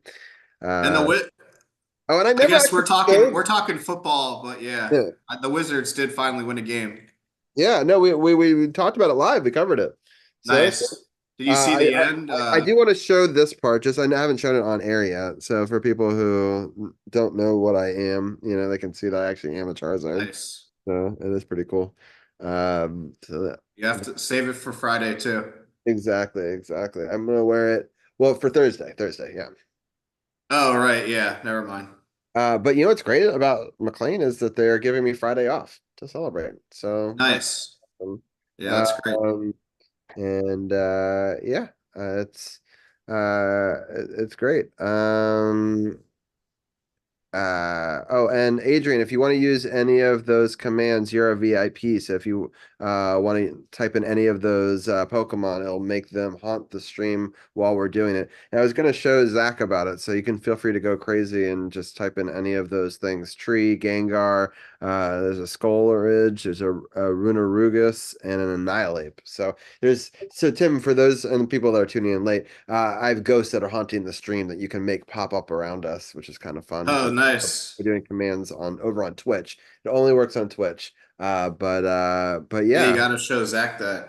Yeah, exactly. So there's a Gengar Mega Evolving, which is pretty cool right now on screen. So yeah, it's and anyone who's a sub, a VIP, or a mod can do that in chat. So yeah, anyway, I'm very excited about this Dodgers game. It was a big play at the plate though, where the Yankees were running around and they were only down 3-0 at that point that I felt was such a huge play in this. Yeah, And play of the game maybe. yeah, exactly. 'Cause I feel like in the fourth inning, if they get a run back, that would be huge for momentum.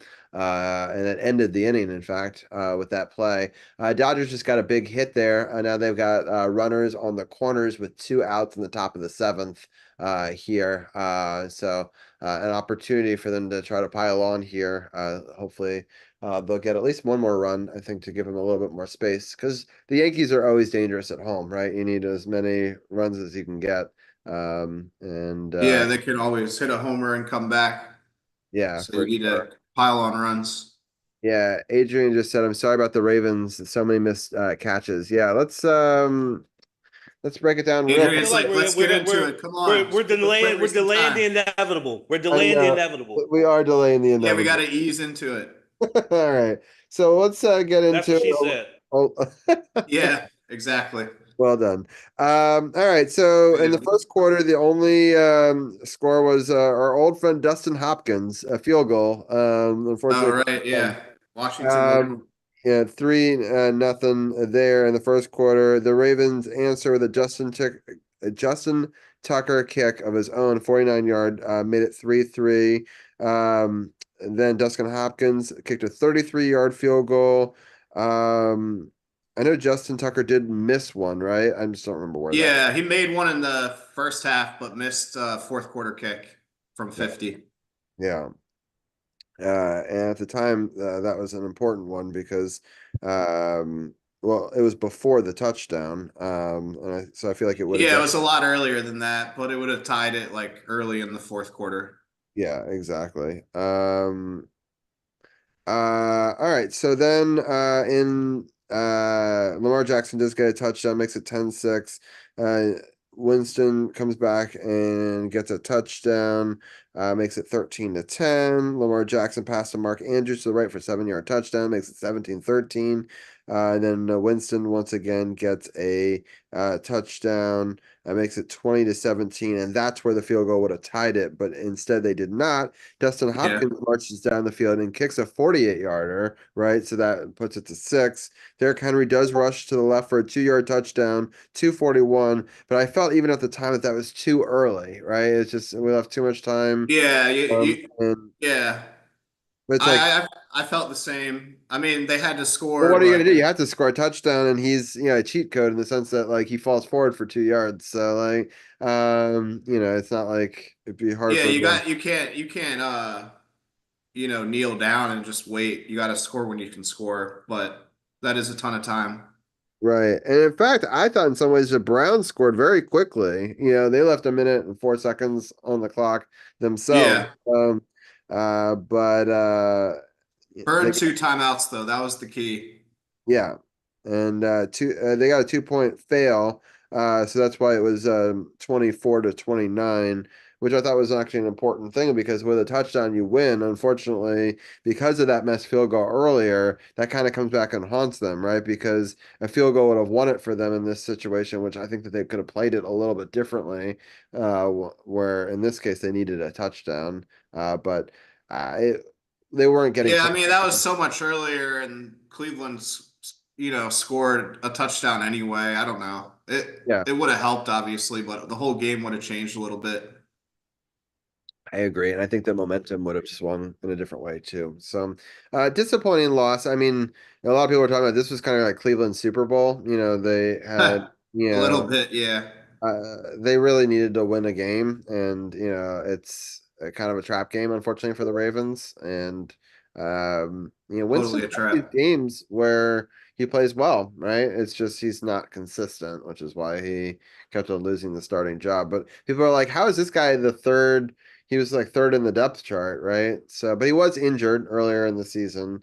And that I think he was coming off that injury, which is why they didn't necessarily start him in more games, but obviously there's questions now on whether or not they should have.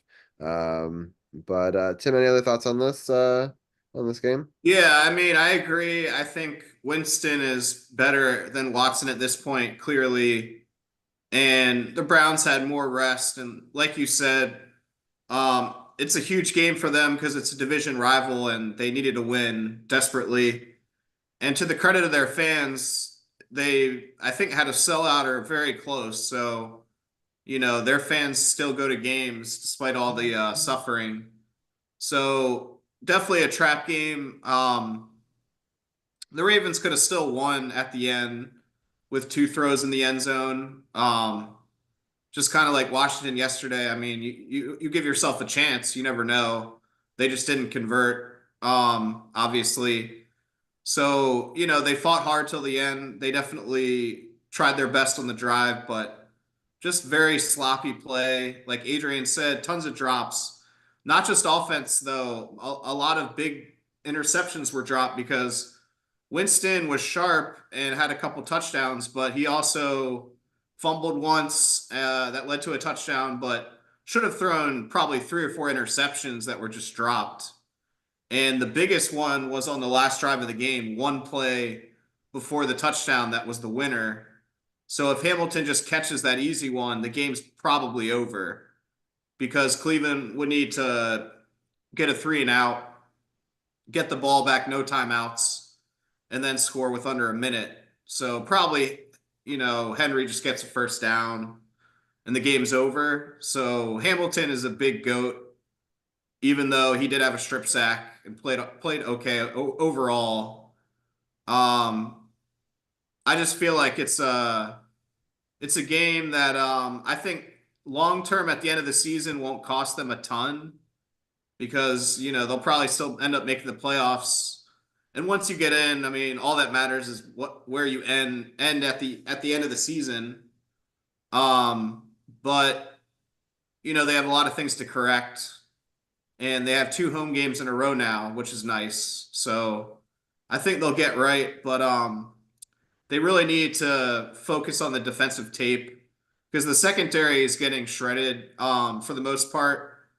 And a lot of defensive coaches left, and a lot of people are saying make changes, but they really just need to fix kind of mental things and communication things. So, they have some talent on defense. They just got to improve, but they have a first-year defensive coordinator still in his 20s, so he's got a learning curve.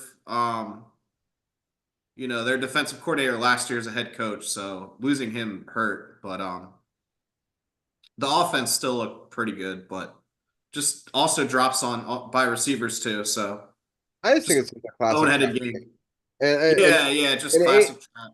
And Adrian says a good point that they had something to play for. The announcer had passed away the day before, so they had like motivation to win. So so that definitely one thing that's weird that just happened is so the Giants scored a touchdown, but they went for 2, which I think is a little early to chase points with 11 minutes left. Yeah. And I don't know why when their field goal kicker had been perfect on the day so far. I think that's a bad move personally because now you need that was a hell of a run by Tyrone Tracy Jr. though. Tyrone Tracy Jr. hell of a run. He runs hard into the power line and getting it in. But yeah, that was a pretty interesting decision by the coach there to go for 2 so early in the fourth quarter when they got plenty of time. I guess that to me tells me he has zero faith in his defense to be able to stop Pittsburgh. And that's why he's chasing points so early. Because when you do that, you have no faith in your defense. Because if you have faith in your defense, you go for the 1 point and hope they can go out there and get the job done. But clearly, Russell Wilson, that offense is playing pretty well. So I guess that's probably his mindset that Brian Daboll has is that, okay, their offense is really clicking. We might need to go for 2 here early and like try to get as close as we can and see what we can do. So, but yeah, that was an interesting decision to go for 2 this early on in the fourth quarter when you still got plenty of time left and you can get a stop. I also just didn't like the play call for it. I just didn't think that got blown up so easily. I don't know. If you're going to go for it, I don't know if that's the way that I would do it. But anyway, but yeah, 45-yard touchdown, rushing touchdown, there, sets it up.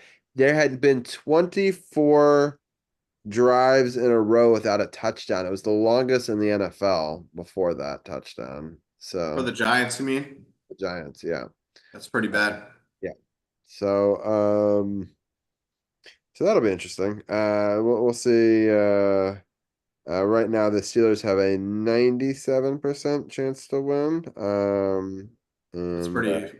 It seems a bit high, but yeah, oh, I think it just plateaued to 94 with that touchdown, but still, it's still pretty high for them. We'll see if the defense. I have to ask you, Tim, as somebody who hates sure. Pittsburgh and hates the Yankees, would you trade a Yankees comeback for the Steelers to collapse in this game?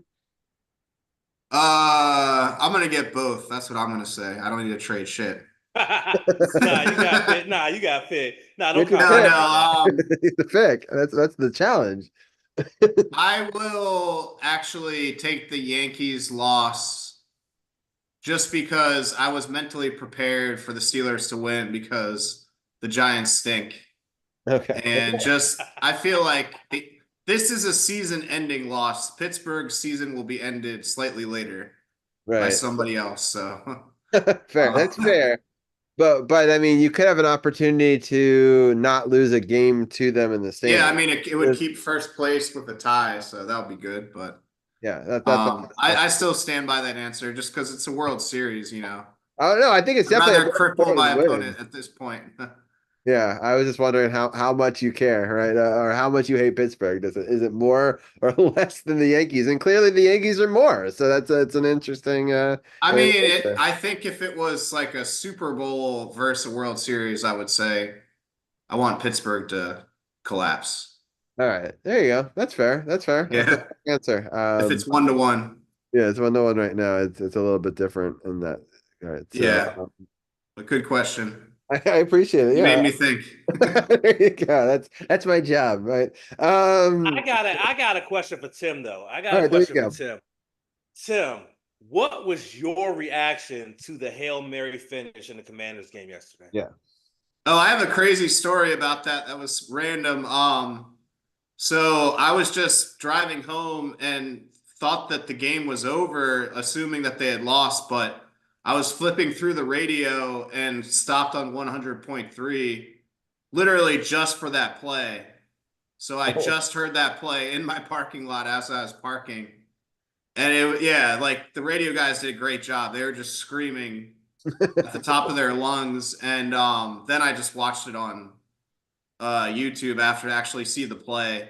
The funny thing was, the way they described it, they didn't really talk about the tip. They were just like, he caught it, he caught it. So I didn't even really realize that whole part where it was like a tip drill type thing until I watched it. But yeah, those guys did a great job because they were obviously shocked. But yeah, I mean, those types of things don't happen to DC enough. Kind of like Robbie said, it's often the other way around. So, you know, it's definitely good for vibes. Like that wouldn't happen in the Snyder era, I feel like. Yeah. I know it's random like luck, but still just kind of different vibes. I feel like the Ravens have had more Hail Mary-esque plays in the last 10 years for sure. You know, like I can think of Well, someone. yeah, the Mile High Miracle, that's a little over 10 years ago, but Yeah. that they've had a few lucky, But even in the playoffs lucks. a couple of years ago, you guys had a crazy play down the sideline at the end of a game. It might not have been at zeros, but it was like near zeros, you know? It was Yeah. So but yeah, man. By the way, for the good people watching on Twitch, Kick, and Facebook, they wonder why I stood up and reacted. George Pickens made a hell of a catch on the sideline from a Russell Wilson pass that got them down to goal to goal. That was a hell of a pass from Russell. Like, holy crap. Yeah, for sure. I'm just It seems like the change of scenery has changed Russ because he was not throwing them kind of downs in Denver. Yeah. Yeah, and it makes them look smart for benching Fields because their offense looks way better now, post Fields. That was a tough decision too, because people were kind of surprised by that, you know? Yeah, I know at least 50% of people thought it was dumb because the record was fine. It's just they were right though. I mean, they were barely winning games, not scoring a ton. So Yeah, oh, I've got an interesting thought about that. I'll also want to set up the Yankees game right now. It's the bottom of the seventh, and they've got one man on, one out. The Aggies, they played a hell of a game against LSU this week. I know we don't always talk about college football, but that is my yeah, college I team. heard, I saw the score. And yeah, it was a wild game, and I just they went with a different quarterback who actually had a bit of a more running mentality than the Aggies did, and it made a huge difference in the second half. And it's funny because he hadn't really played a game all year. It had been this other guy. So now there's got questions on, what are you going to do, right? Because you were already undefeated, but there were close games before, and this is probably the biggest one they've had all year against LSU in a sold out stadium. Over 100,000 Aggies, were at that one. And so that'll be interesting to see going forward what they do. Do they platoon both, or do they switch? And it was so funny because all these Bears fans were like, we wish that we had Jaden, or all these LSU fans after that game were like, man, we wish that we still had our old quarterback, who then like the next day, does that. And they're like, see, this would have been so helpful. So it's just kind of Yeah, fun. that's true. LSU is definitely a lot worse without Jaden Daniels. So that both helped me on Saturday and Sunday this week. So I was very appreciative of that. But I got to give a quick shout out to the Aggies, top 10 in the nation, and undefeated in the SEC. It'll be interesting to see how they do coming up with now that they're like the favorite team. And that'd be pretty exciting if they could. This is one of the best starts that they've had in the SEC to a season, and a big game against Texas is looming for Thanksgiving as they're bringing that game back. So we'll definitely be That'll be monitoring huge. Yeah. throughout the next couple of weeks here. And I know that Aggies isn't one of the listed teams that I talk about, but I definitely would love to talk Yeah, more. honorary team. Exactly, an honorary team for sure. So I wanted to throw that in there. Pittsburgh here at the goal line, big time sack by the Giants there, trying to make a bit of a goal line stand here. And they're going to kick a 27-yard field goal attempt. 26-50. Yeah. And it's up and it's in. So now it's 26 to 15. And see, this is why you don't chase points early. Yeah. It's Now they got to go for two next time, if there is a next time. and a field goal. It's not looking good. Yeah, but maybe the coach was right that he felt like he needed to chase points because he can't stop them. But that's got to be so disheartening as a defense to know that your coach doesn't. Yeah, I mean, the Giants' defense has been decent this season. It's been the offense, but not tonight. Yeah, it's been both kind of bad, which is that happens a lot with them. It's interesting this game here because these are the next two opponents for the Commanders, right? So oh man, I'm gonna root so hard when you guys play Pittsburgh. So we play New York in New York next week, but then the following game is in Pittsburgh, and that's the game I traded the game that I was supposed to go yesterday for that game. In DC against Pittsburgh, right? That's what you mean? Yeah. So, but it's, man, they're gonna have a lot of fans, man. They travel well. But I traded a really good weather game and this Hail Mary for what could be a double loss for me. But if it's a win, it's a double win. So it's you're putting definitely it's a trade-off there, right? So but I wish you guys well. Yeah, thank you. Yeah, it'll be exciting. I'm curious to see how many Commanders versus Pittsburgh fans were there because I was there as a season ticket holder the last time it happened. I believe it was in this 2012 year, if I want to think about it correctly, because I think that's right. Every 12 years you play in that same arena, right? Because it flips back and forth. But every 8, if it goes back and forth, because you play them every 4. Oh yeah, that's true. I think there was like a Monday Night Football DC versus Pittsburgh. Oh yeah, we covered it live on this podcast. Yeah. crushed in that game. I remember that. And they had a lot of fans, but that was because just the situation the teams were in then. Right. So okay. So it's not the last one, but the one before that. But anyway, so a lot of Pittsburgh fans when I went that time, but I could see it being more 50-50 this year. It was definitely Oh 60-40 yeah. Pittsburgh that time. So I hope at least 50% DC. I mean, more yeah. fans are buying. I know they bought up a lot of tickets in Baltimore and more of the home games. The aftermarket's getting expensive, so Yeah. there's a lot of local demand. Yeah, for There sure. should be. I mean, if I you kind of win, hope the game doesn't get flexed though. I know that there's a good chance that it might, oh yeah, getting out of Um, there at night is tough. Late. yeah, so I'm hoping it stays a 1 o'clock game, but I think the odds of that are dwindling. But hopefully they have to make that call soon. I feel like they have to, don't they? Yeah, I think It's they 2 weeks they should away. give you yeah, it should be soon at least, so you get more than a week Yeah, lead time. yeah. So maybe they've already decided that we're not going to be flexed. So anyway, I'm going to keep on hoping for that, for sure. Um, so, all right, let's see if we have anything else that we wanted to talk about today. This game is still at the bottom of the seventh, two outs. Who do the Ravens got next? Oh yeah, who do the Ravens? They play Denver at home on Sunday at 1. Interesting. The Broncos are 5-3 as well. And Yeah, they're pretty tough. I know the Ravens are favored pretty big, but you they're can't not take them favored by lightly. 9, but yeah, the Broncos have been a very much of a mystery team. I just wanted to see sort of their recent. They've won 5 out of their last 6, beating Carolina and New Orleans is the last 2.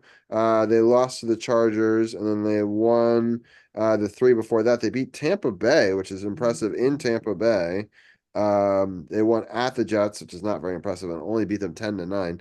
And then they beat Vegas 34-18 at home. So they're definitely playing better at home.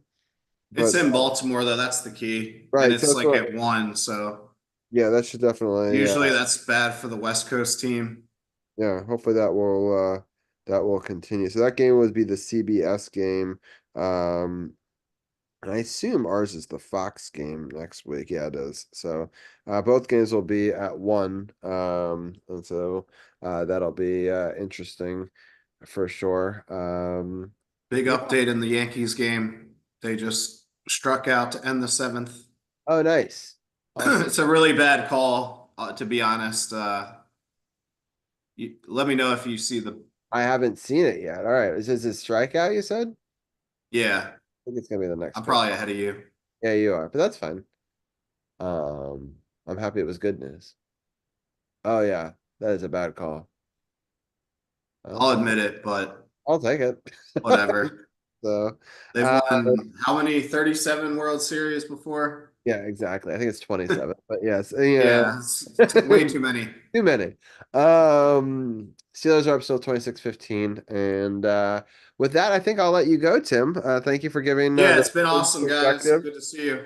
I do want to just say that the Wizards did get that win. I know we got the first dub. Yeah, so Barely. The end scared me. yeah, it scared me too. They almost blew it. It was But good- almost Good reverse defensive Bears. effort right there, though. To force him to an awkward shot. I thought. Yeah, great defense. That last defensive stand Yeah. was great.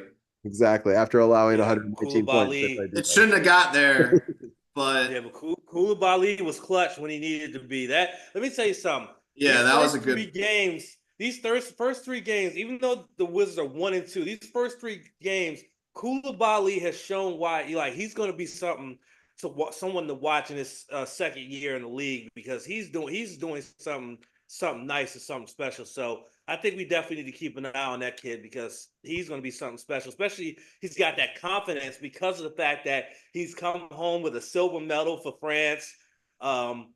He got his career high in points against Cleveland with 26. So he's building to something really good this year. Now that he's a starter, I think he's going to be something special. Honestly. Got it.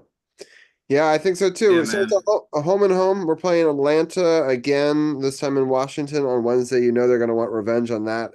And then fast forward into November on Saturday, they play against Miami. So only two more games this week. And then they'll play Golden State live at 7:15 next week. So we'll definitely do a post-game wrap-up for that in hour two. But yeah, it should be interesting. A couple of games. These next two games are at home. It's interesting. The Wizards are playing a 9:30 game on Saturday at home. I wonder why it starts so late. Um, That is weird. yeah. Oh, it's in Mexico City Arena. What? Yeah, so they're not really at home. They're just the They're the home team. technical home team. That's an L then for sure. But anyway, Yeah. we're playing in Mexico against Miami. I don't think that's going to go well for us. No, Um, I'd say we're the road team. yeah, that explains why there's so much time between games and home games for sure. Yeah. Jet lag. Um, and then let them come back on Sunday for a Monday game. So anyway, I predict 3 L's for that, but we'll see. Hopefully, Yeah. we get a W in there mixed in. You So never know. yes, and Troy's asking in chat, Commanders play the Giants next week. That is true. They play at 1 o'clock in New York, which is always a bit of a toss-up game. I know we've been playing much better this season, but I feel like Giants in New York has always been a kryptonite for this team. So it's definitely not And something. Daniel Jones kind of owns us. And Daniel Jones kind of owns us. Yeah, it's interesting. Especially there, he doesn't play very well in DC, um, but it's definitely there. So, all right, we'll let Tim go, and then Champ and I are going to talk about the Yeah, have a good one, NFL guys. week ahead, and then some wrestling, and then we'll get out of here as well. But Tim, thank you for your coverage as always. Yeah, thanks, guys. Have a good night. Talk to you Yep. soon. Peace, Tim. See ya. Peace. Tim. All right, let me switch graphics right here. Oops. Um, I see Troy just brought up on Facebook about the event wrestling event coming up on Saturday. Yes, it is. Crown Jewel this Saturday is coming up, and they're going over to good old Saudi Arabia for their little John over there and stuff like that. So this Friday SmackDown was actually already taped last Friday in Brooklyn. So it's back. Brooklyn got back-to-back SmackDowns because of the fact that they're going to be in Saudi Arabia. They're traveling over to Saudi Arabia, I think Wednesday, because they got events going on over there in the lead into Crown Jewel. So yeah, I know about the wrestling thing. yeah, and then There's another wrestling. Yeah, I was gonna say, Yeah, you're having a Go ahead. debut, right? Is that right? Yeah. I got a wrestling event going on. Yeah. So for those who haven't listened to the latest episode of the No Spots podcast, I was asked back in August by a good friend of mine who's the first co-host of the No Spots podcast. Shout out to Chris Kazama, because he's one of the people who helped to create one of the local independent professional wrestling feds here in the DMV, Fight Club Pro Wrestling. He asked me to come in to be a manager for a couple of the wrestlers in the locker room. And so it got confirmed last week. And so I'll be making my debut this coming Sunday for Fight Club Pro Wrestling on their fifth anniversary show. It's called I Plead the Fifth, which is FIF. So I'll be doing that as well as possibly doing some commentary as well, which has been a bucket list of mine for the longest time to be able to call a pro wrestling show, match, what have you. And now I get the opportunity to not only do that, but also be a part of a pro wrestling show. So really excited about that. If you are here in the DMV area, tickets are available. Just look if you want to check out search Fight Club Pro Wrestling.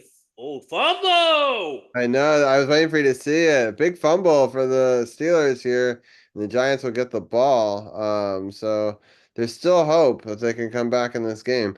They're only down 8 with 4:30 left, and they have all 3 timeouts. Yeah, Plus great. 2-minute warning. Great tackle right there to punch it out. The other guy held him up. So, yeah, thank you, Troy, for joining us. You can, he says he needs to talk to us tomorrow. That's perfectly fine. Yeah, it's big time play right there. And So Billy, aren't they? Oh yeah, they're only down 8 at this point. So 4:30 left in this fourth quarter, and oh, a Morlaw has appeared in chat. So if anyone wants to catch that, they can. But as I was saying before the fumble, just search Fight Club Pro Wrestling, but the I is replaced by the 1. Just search for that on Facebook, and you can get their site on Facebook, and you can get information on purchasing tickets if you are local to the DMV area to come check out some really great pro wrestling action. It's a really great show and things like that. So definitely come out and support. It's one of the few independent professional wrestling organizations that are local to this area and whatnot.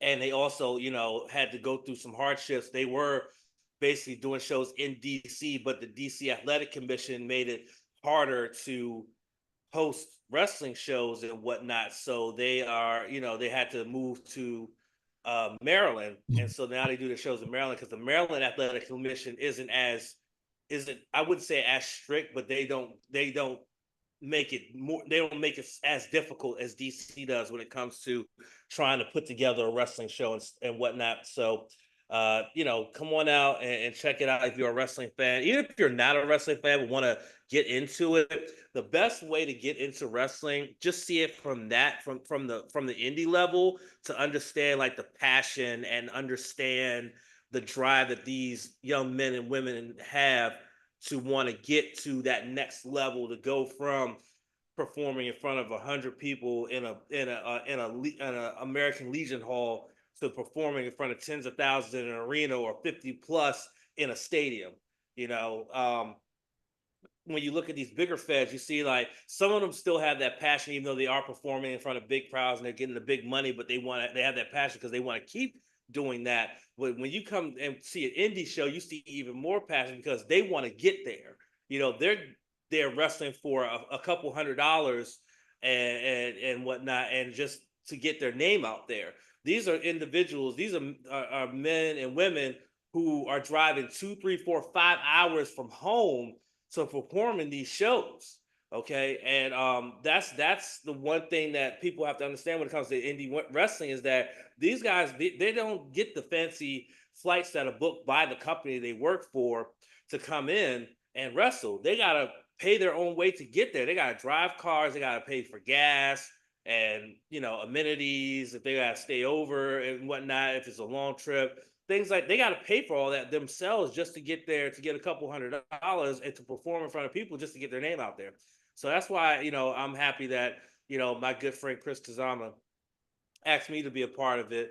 For years, a lot of people asked me why I didn't come into the pro wrestling world as a manager. And I said, well, I don't have that same passion that you guys have to want to go push this to go into a WWE or an AEW or a TNA or MLW or something like that. Like, I have a job. I have a career, pro wrestling, like wrestling was a hobby when I did the backyard thing. It was a hobby. It was something fun to do on a Saturday to get me out of the house and get me away from DC for a couple of hours and be around friends for a few hours and whatnot. Oh, another fumble is recovered by the Steelers. Yeah, that's brutal. And once again, I haven't done this in a while, but this is my reminder. Daniel Jones fleeced the Giants. And that just got proven right there. Yeah. You're welcome. So, man, does that Watt come in off the edge? Yeah, he is such a beast.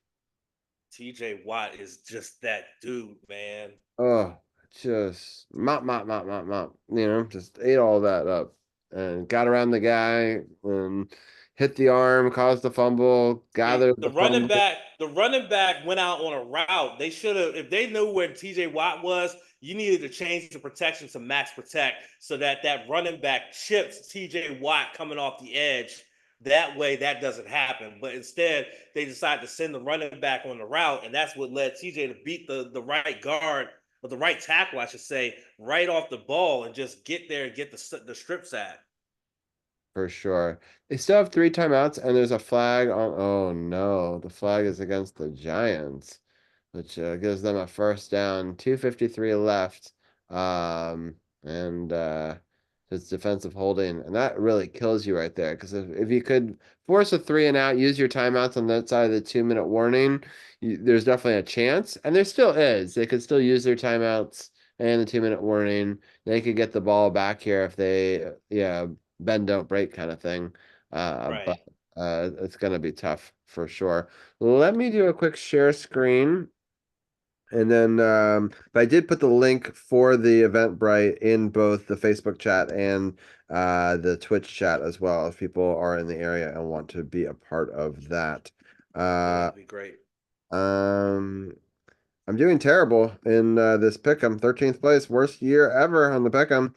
But on the right side, so we're both tied at 690. But you took a week off, so I'm not looking too hot with my picks. Wait. No, I didn't take a week off. I made picks this week. I know I did because No, I no, no, made the not same this, pick. I not was making a pick. not this week. It was a couple weeks ago. So like, Yeah, that's right. Yeah, I did have the 1 week off. so you've caught up to me regardless of that, is what my point is. And so here we go. Week 9 picks. We're gonna do them rapid fire this today, just so I can get out of here. We got Houston Texans versus the Jets. Jets have lost 5 in a row. It's a pretty easy one. The Falcons and the Cowboys. Oof. I kind of want to keep on picking the Cowboys to keep on jinxing them, but I do think the Falcons are going to win this one, right? Bills, Dolphins, although the Dolphins have surprised Bills before in Buffalo. We got, I don't know. I guess Cincinnati at home. Chargers, I will take over the Browns. We've got New England Patriots. I can't believe they were able to beat the Jets. They're atrocious. Titans are also terribly bad. This is a bad game. Champ, who do you have in the loser bowl? Uh, Mine 3 wins well, on the season. I think that Drake May probably won't play. He just suffered a concussion in the game this past weekend, so they'll probably be going with Jacoby Brissett. I will have to probably go with New England. Yeah, I think New England too. The Titans have looked surprisingly bad. I didn't think they were gonna be that bad. You know what? I'll pick the Commanders again, right? You think, Champ? Should you go with it again? I know last time I was like, I think we're gonna jinx it. Now I'm like, you think I ride the hot Well, hand? I think you got to because right now the Giants just don't look that good. They just don't. I They know. just don't look that I good. just have such And the Commanders, PTSD where we seem to make bad Giants teams look good, in New York. I don't know. I just have such, but I know that's my homerism in me and my like, past bias. So it's tough to like subtract that from my subconscious. yeah, I understand. Plus, I Yeah. mean, Jones does have a really good record against us and stuff like that, which is crazy to think because of how inconsistent of a quarterback he is. But I mean, I just feel like this defense is so much different than what they were the previous years, and so I think that you gotta trust it on this one. Yeah, oh my God, it's getting chippy, which I kind of love because remember these are the next 2 opponents. I don't mind them, getting a little chippy here. Yeah, But Pittsburgh there was stopped there on 2nd down. It's a 3rd down coming, and it's big because they have no timeouts remaining. But if they're able to stop them here, they do have the 2-minute warning, right? So they could force them to punt with 2 minutes left. So it's a 3rd and 5. So this will be a big play coming up. The Dodgers are still up 4-0, I believe, in that game. All right, we'll keep on making picks while they're talking. I'm going to pick the Saints over the Panthers because the Panthers have looked pretty terrible this year. And the Saints looked really good at the beginning of the year. Remember when they got those 2 wins? But they've yeah. struggled so much of late. But you got to imagine they still are better than the Panthers, right? Yeah, and I think they're expecting Derek Carr back this week from his injury, so that's something else to consider is that they could get Carr back, and that I think that will give them a jump start on their offense, getting Carr back behind under center. All right. They were able to stop them. The quarterback tried to take it himself, but it obviously it came up a little bit short there with Russell Wilson. It'll be 4th and 2, and they'll take it all the way down to the 2-minute warning here. They're on New York side of the field, but you got to figure it with 4th and 2. You just punt it, and Giants haven't been able to move the ball particularly well today. And trust your defense, right? I mean, why give Exactly. the Giants such good field position? Exactly. I think that you definitely punt the ball away and trust your defense to get a stop and keep them from getting in the end zone and potentially tying this game up because they do need a 2-point conversion to tie. So I think you definitely got to trust your defense. We all know that if there's one thing that Pittsburgh is known for over decades is their defense, the steel curtain. Yeah, I agree. All right, next game I'm picking is Baltimore. I know I've been trying not to jinx them lately, and so picking against them. So maybe I'll pick against them in this one, but I think Baltimore will win that. Um, Cardinals, Bears. It's funny, a lot of Bears fans are like, I can't pick them in any game anymore because of what just happened, and they're so upset. I watched so much Bears commentary today while I was working. It's pretty funny because just like watching their faces. First of all, I didn't know there was so many live programming that are Bears watch-alongs. I didn't know that was such a popular thing on YouTube. So I learned something through this whole thing, but I got a lot of great reactions to, to the Hail Mary on what going back to those lies. I do think the Bears will rebound and get a win over the Cardinals because, and I know the Cardinals have played decent at times and especially at home, but I think the Bears are a better team. What do you think, Champ? I think the Bears are marginally better, honestly, and I think that Caleb Williams, he just had an off game, but I do worry that he has these high expectations being the number one overall pick. But I think that they're marginally better. Honestly, that's what I'll say. I think they're marginally better with receivers like DJ Moore back there and Swift at running back. I think they're a little bit better. So I would definitely pick them in this scenario. This is the easiest pick so far of the week. The Eagles will crush the Jaguars. And then also pretty easy pick. I don't know. I think the Lions are better than the Packers, right? The Packers get wins, but they squeak them out, where the Lions can like blow out teams. I understand it's a rivalry game and it's in Lambeau, but I don't know. I'm picking the Lions. What are your thoughts? Yeah, I mean, Jordan Love's health is going to be a big concern. He suffered a groin injury this past week, but it's not a serious groin injury. But the groin is going to make it so that it's going to be hard to like be able to step back into your throw and step into throws. And we already saw that when he came back from his ankle injury, how hard it was for him to step into throws, and it took him like a half before he was able to make some good throws in his return. So it'll be interesting to see if he does play, and if he plays, how that groin injury is going to affect his footwork, his timing, and his mechanics.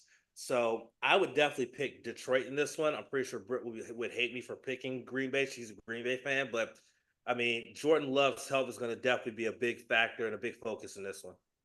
For sure. All right, we're gonna go to the Rams Seahawks game. This is a toss-up game. I think I'm gonna pick the Seahawks at home. What are your thoughts? I'm actually going to go LA. I actually picked LA here, even though I think that Seahawks.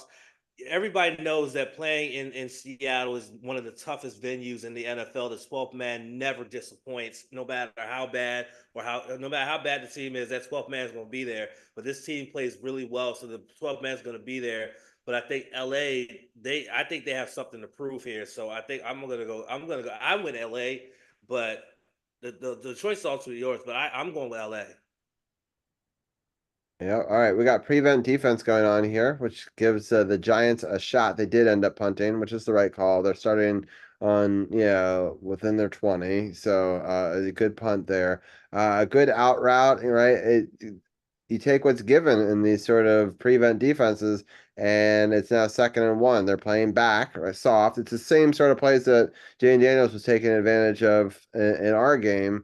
And You know what there's a running joke amongst football fans that prevent defense means that you're preventing yourself from winning, and that's what the prevent defense is.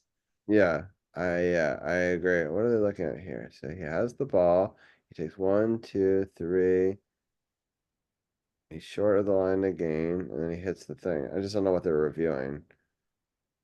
He doesn't. He doesn't make it to the.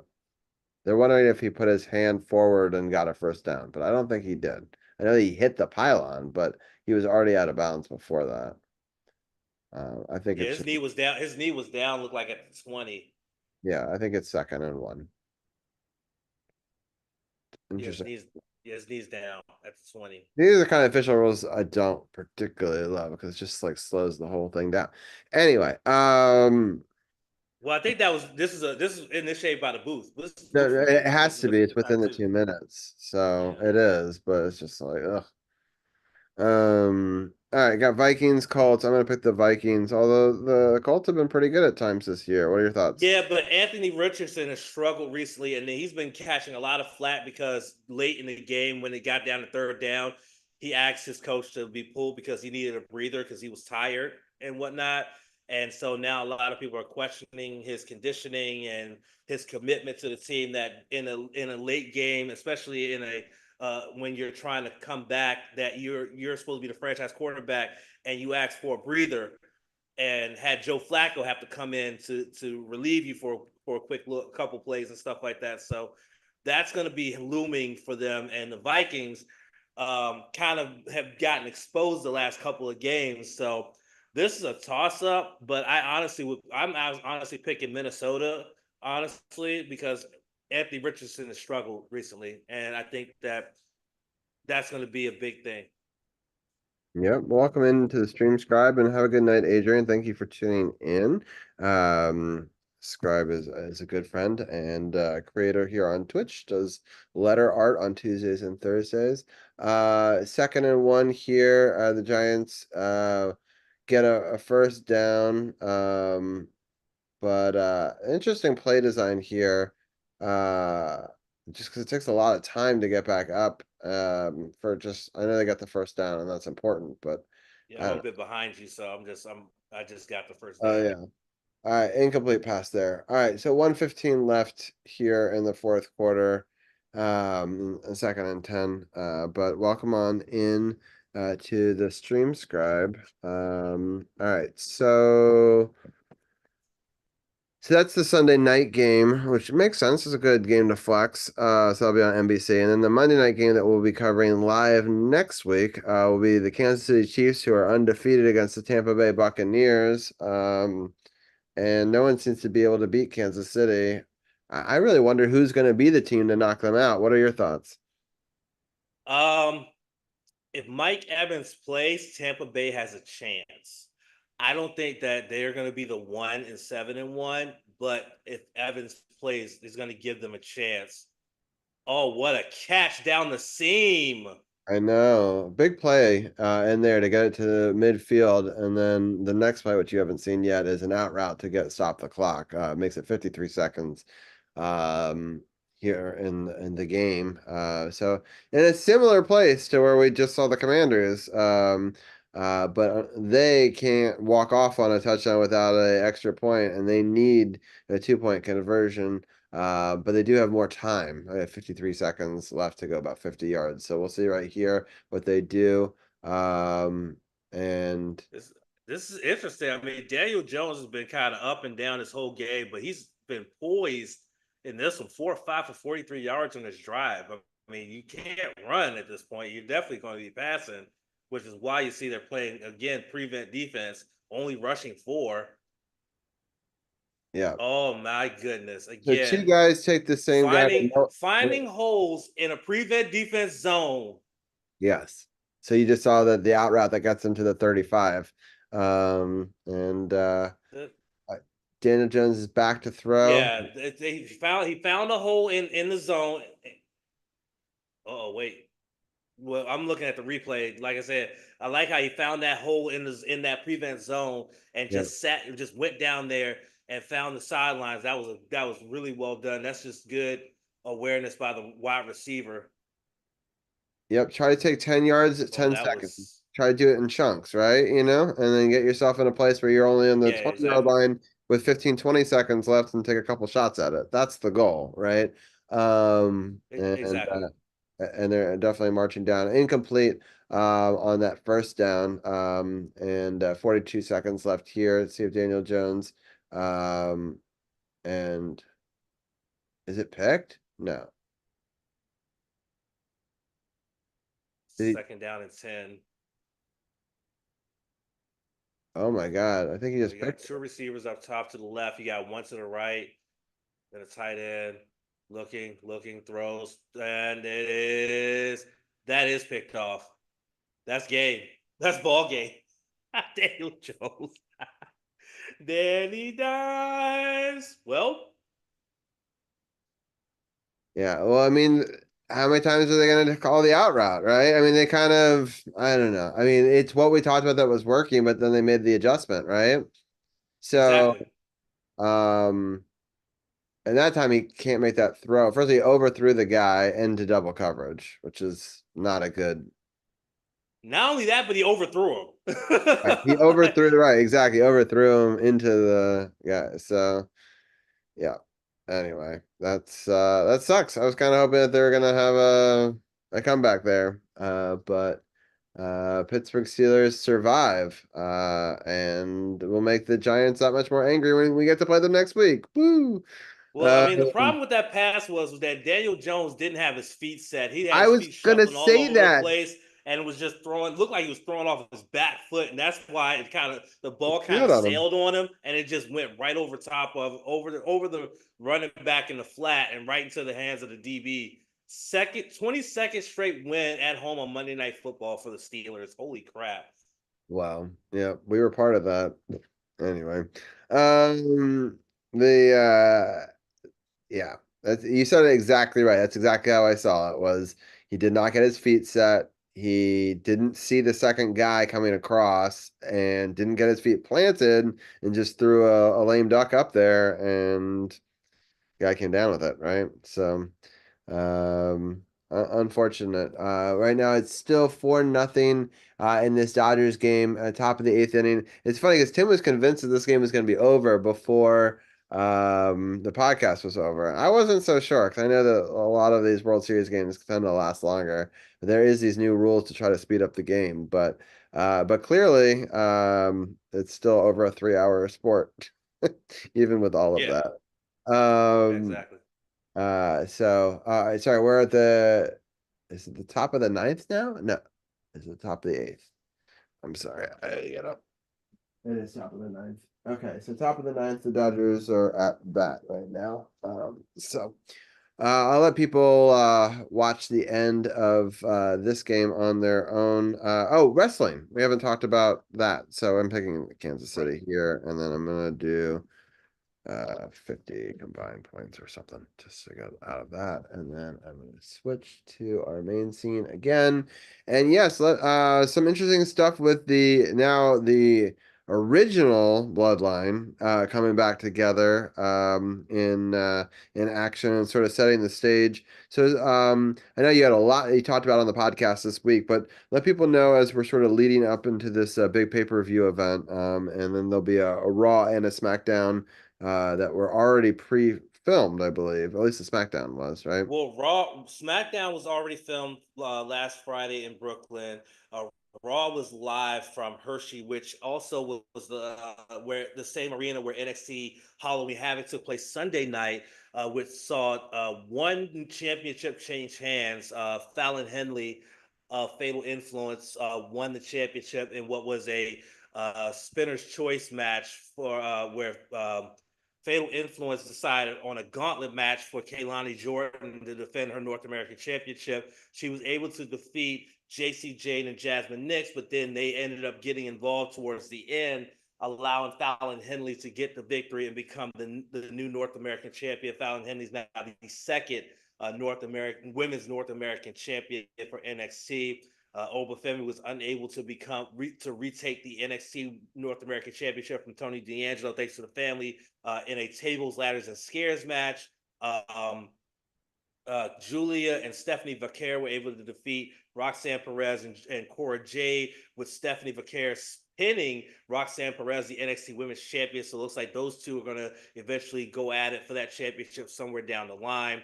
And our main event saw Trick Williams retain the NXT Championship in a Devil's Playground match, which was essentially a Halloween-themed hardcore match. He ended up winning that matchup, but then afterwards, Rich Holland, who defeated Andre Chase in an ambulance match earlier on in the night got involved.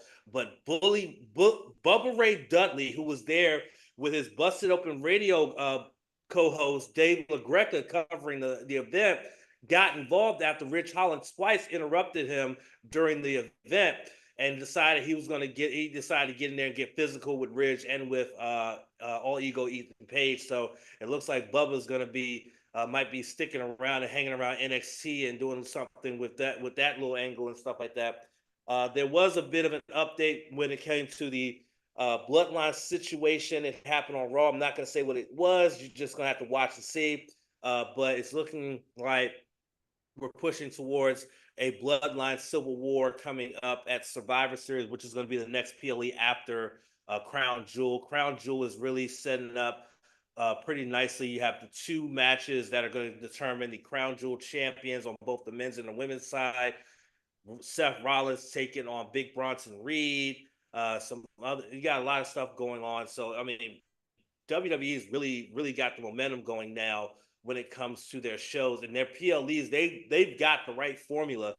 They don't go and have 10 plus matches on a pay-per-view or PLE. They've settled into a 5 to 6 match card where they go for, and Sif mentioned this on the podcast that we recorded that's up now, that they go more for quality over quantity, whereas AEW is all about quantity over quality. Even though the matches do have quality to them, it's just too many. It's really hard to sit through an AEW pay-per-view because it's 5 hours. Because that's when you include the 0 hour where they put 3 or 4 matches on there, and then you have like 10, 11 matches on the main card that you have to pay for. And it's like, it's just too much that you start watching wrestling at 7 p.m. Eastern time, and by the time the last match bell rings, it's already after midnight. That's it. That's a lot. And it's a good thing that they have them on Saturdays so that, a lot of us can sleep in on Sundays and stuff like that. But when they have them on Sundays, it's rough. And it was even rougher when I was drinking. Like, by the way, I'm 2 weeks sober, so there's that. But it's really tough to sit through this. So it's really, WWE has found that formula and they're working it perfectly, and it's really working for them. And I hope they don't change that, even with the big four. With the big four, they kind of add a few more because it's the big four. They're the 4 pay-per-views that were the start of what they do now. But the much smaller pay-per-views, they go 5, 6 matches, and that's it. Yeah, I agree. All right. All right, we're here, bottom of the 9th inning. It's 4-0 Dodgers in New York. A big game because if the Dodgers go up 3-0, it's gonna force the Yankees to do a reverse sweep, which is a very difficult feat in any sport. And so it'll be interesting to see here if they can force them to have to do that. And yeah, I think we've kind of covered it all tonight. I'm trying to think if there's anything left that I wanted to cover. I'm just so happy the Wizards got their first win. The Caps definitely got those 2 wins on national TV. A bummer that they got shut out in that 3rd game. They got a big week with all the different games they've got coming up. 4 games this week. Wizards only have a couple of games this week, and then they'll have a live game next Monday. And then both the Ravens and the Commanders do play on the 1 o'clock on Sunday. I was just taking. By the way, there was a update that flashed on the screen on ESPN that Steph Curry is going to be out at least the next 2 games, and he's going to be reevaluated later in the week. So it's going to be interesting to see if he actually plays when we play them on Monday, or if he's going to be out that game. So that's something to keep an eye on. That's a good point right there. I was looking ahead to see what the Sunday flex game was to see if they might change it. Still, it's Colts Jets on the 17th. I'm surprised they haven't already flexed that, Who wants to see Colts Jets as the Sunday night game? So, it'll be interesting to see. Oh wait, I'm sorry. I'm on the wrong week. Is it week 10? Never mind. Yeah, week 10's Sunday night game is Lions Texans. Okay, so that's why we're not going to get flexed. Great. I was hoping it would be a good game, so that way it was a good chance that we wouldn't get flexed on. I really want it to be a 1 o'clock game versus the Steelers, just because it's such a brutal. When they get flexed to 4 or 8, it's just so hard to get in and out of there. I mean, I know it becomes a whole day, like you got to start tailgating at like 9 in the morning, but at least once it's all over, you're still getting home at like 5, 6, 7 instead of like getting home at midnight, you know? So, I don't Yeah, yeah. it's I've been to a night game at FedEx Field. It was years and years. It was years ago against the Giants, and it's a bitch trying to get out of FedEx Field at night. I think I didn't get home until like a little at like around 12:30. And that was because I also had a friend of mine with me who I dropped off who lived in Virginia. And this is when I was living in DC. So I had to go from Maryland out to Virginia to drop them off and then back. So I think I didn't get home until like after 1. Yeah, and I'm thinking about metroing, to be totally honest. And because even though I know it's a bit of a walk, like it might still be worth it. Like, I think it is worth it, honestly. go metro down there real early, tailgate for a couple hours, and then yeah, even if you tailgate on the way back potentially to kill some time with whoever is out there, because they sometimes do after parties, and then walk to the metro, So that might be my direction. So we'll see what the weather looks like, and whether or not I want to drive. And I'll talk to CP3 what he wants to do. It's unfortunate CP3 didn't make it. I will tell his story very quickly. He unfortunately did miss that big moment, which he's regretting. But when nature calls, it calls, right? So you don't get to control that. Absolutely. Maybe it's good that you're not drinking anymore, champ. So if this situation happened to you, you wouldn't need to. So also, I don't necessarily blame him. At no point in our history have we ever had that go positively. So, but it shows this is a new era in Commanders football, and nothing is out of reach. And Jaden Daniels is that guy. So, and I have to say, it was really cool. After the game, he just jumped really quickly on Instagram Live just to see, and people all jumped on, congratulating him, saying big things. He brought a couple of friends on who wanted to, so he could give them their piece of, cheer him on, and then just, left. Right? He didn't like spend a lot of time being like, I'm the man. This is, blah, blah, blah, blah. And the ego in that moment could get to you, right? Totally would understand if it did. But he just was on for just a moment, just wanted to say hi to his fans and jumped right off. It's so refreshing to see that from somebody, right? That, the ego hasn't set in, and, even after that incredible moment. The fact that, he threw that incredible pass and got the victory, the demeanor that he had,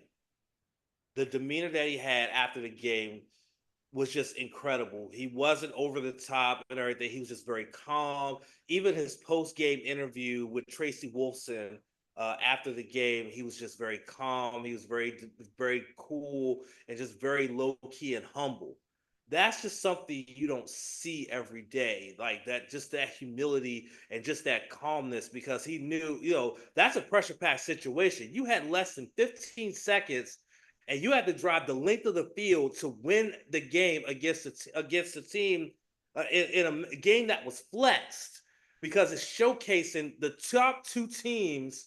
I mean, not the top two teams, the top two draft picks of this year's draft. And something else we didn't mention when we talked about the Wizards is that a day after that matchup happened, we had a matchup of the top two draft picks of this year's NBA draft, with Atlanta took on Washington. And just like what happened yesterday, Washington prevailed yet again, number 2 beating number 1. Yeah, that's pretty awesome that happened back to back in 2 days. That's a great stat that you sent in the group chat, and I'm happy that you got that in here. A real quick reset here. We got 2 outs. We're just gonna stay here for this last out. Bottom of the ninth, and 2 strikes. So the Yankees are down to their last strike here. And Yeah, it's been a fun night. I just still can't believe they got the win. I still, I've not screamed that hard in a long time. I really didn't think it was going to happen for us. But it's such a different team than even just a year ago. And just kudos to the general manager for getting all these great players, the coaching staff for putting them in the right position, and just the new ownership for really putting players in the right place. And there's all these question marks about whether or not Jaden was going to play. It's up and it is gone. 2-run home run cuts the lead in half. Game's not Oh over, boy. Champ. Oh boy. Yeah. See if I can find it. Let me see if I The can find this game. yeah, What channel is this game on? it's on Hang on. Fox.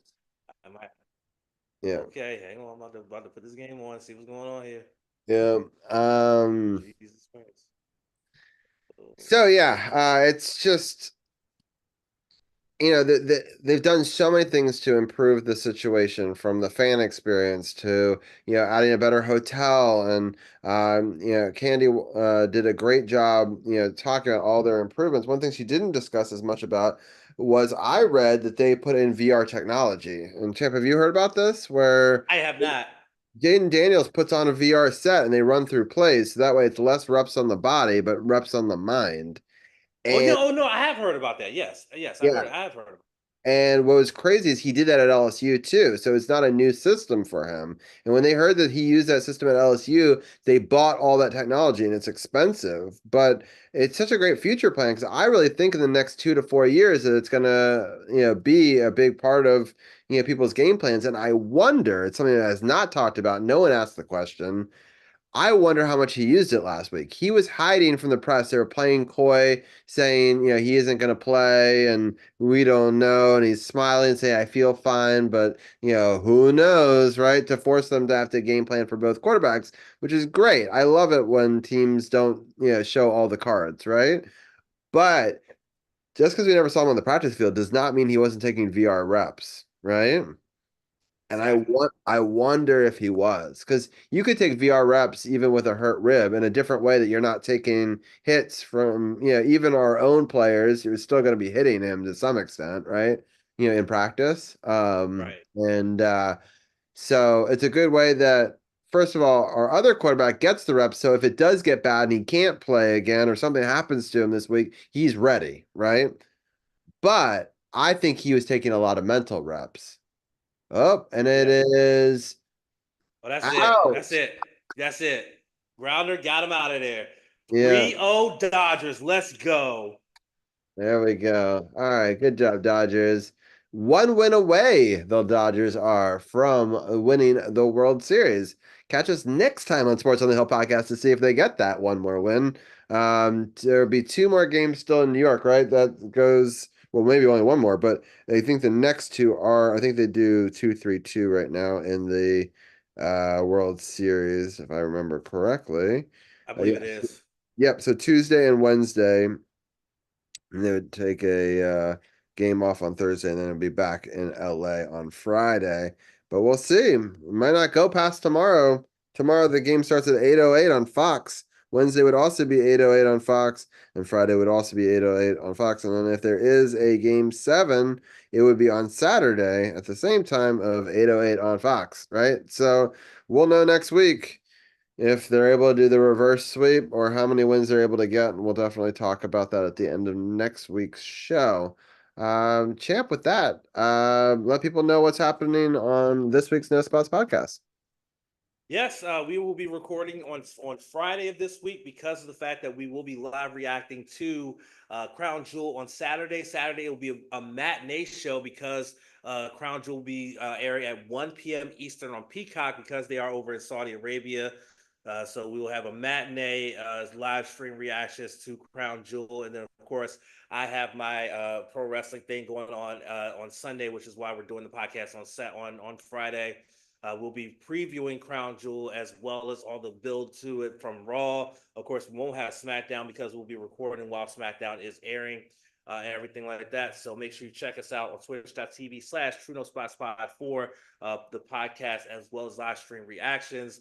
And then we'll be back. We should be back to our regularly scheduled day and time the following week and things like that. And then the old man had an idea the week in a couple of weeks time because we'll be in between pay-per-views because we won't have Survivor Series until the week after that, is that we're going to be doing a retro rewind, a retro review of Survivor Series 1994. So me and Sid are going to sit down, not together, but separately at different times, and we're going to sit down, go on Peacock, and we're going to watch the entire Survivor Series 1994 show, and then we're going to come back and we're going to talk about it on the podcast in a couple of weeks' time. So I always enjoy the retro rewinds sometimes because you look at some of the stuff from back then, and it's like it's cool then, but then when you look at it now, it's like this didn't age very well. Some in some cases, some of these shows didn't age well. Other cases, they're just perfect. Like WrestleMania 17 will always age well because it's one of the best WrestleManias of all time. That will never age poorly, ever. You can go back and watch that a million times and you'll always enjoy it every time because it was just such a phenomenal event. But then there's the entire 1995 pay-per-view schedule. It was, wow, that was when Seth had the idea to retro rewind the big five of 1999. I almost wanted him to quit the podcast because I was so mad at him having to watch all those pay-per-views. Those pay-per-views were bad. That's funny. All right, with that, I think we will end our podcast. It's been a fun episode 352. Next week, as I mentioned earlier, we're focusing on women in sports, especially ones that I respect and I follow and I listen to their shows. We'll have the return of Anna Knox. We'll have Janaea talks caps. We'll recap those 4 games. We may even have a special guest for the last game, that Carolina game. We might bring back that E-Flat guy just for that one game recap because he's a Carolina fan. He's got a really busy week next week, so that'll be to be determined. But then Candy Waller is going to be coming on from Seawall, and she's going to be talking about this Giants game, hopefully a win. I would love to have a conversation with her.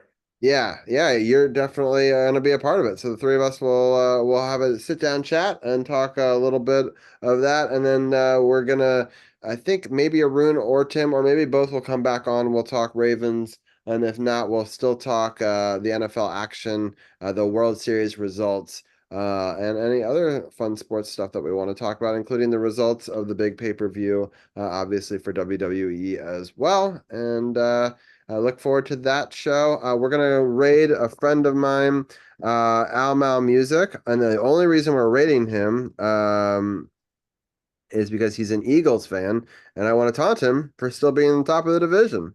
So grab your raid call and your sub raid call. And I thought this could be fun because I don't get to gloat very often to Eagles fans. And yeah, anything else before we go? Champ. No, just hail to the Commanders. What a win. Let's keep the momentum going and hope everyone has a great rest of your week. And I can't wait to talk about this Giants game with Candy Waller next week. Yeah, that'll be awesome. Look forward to it. We'll see you guys all next week.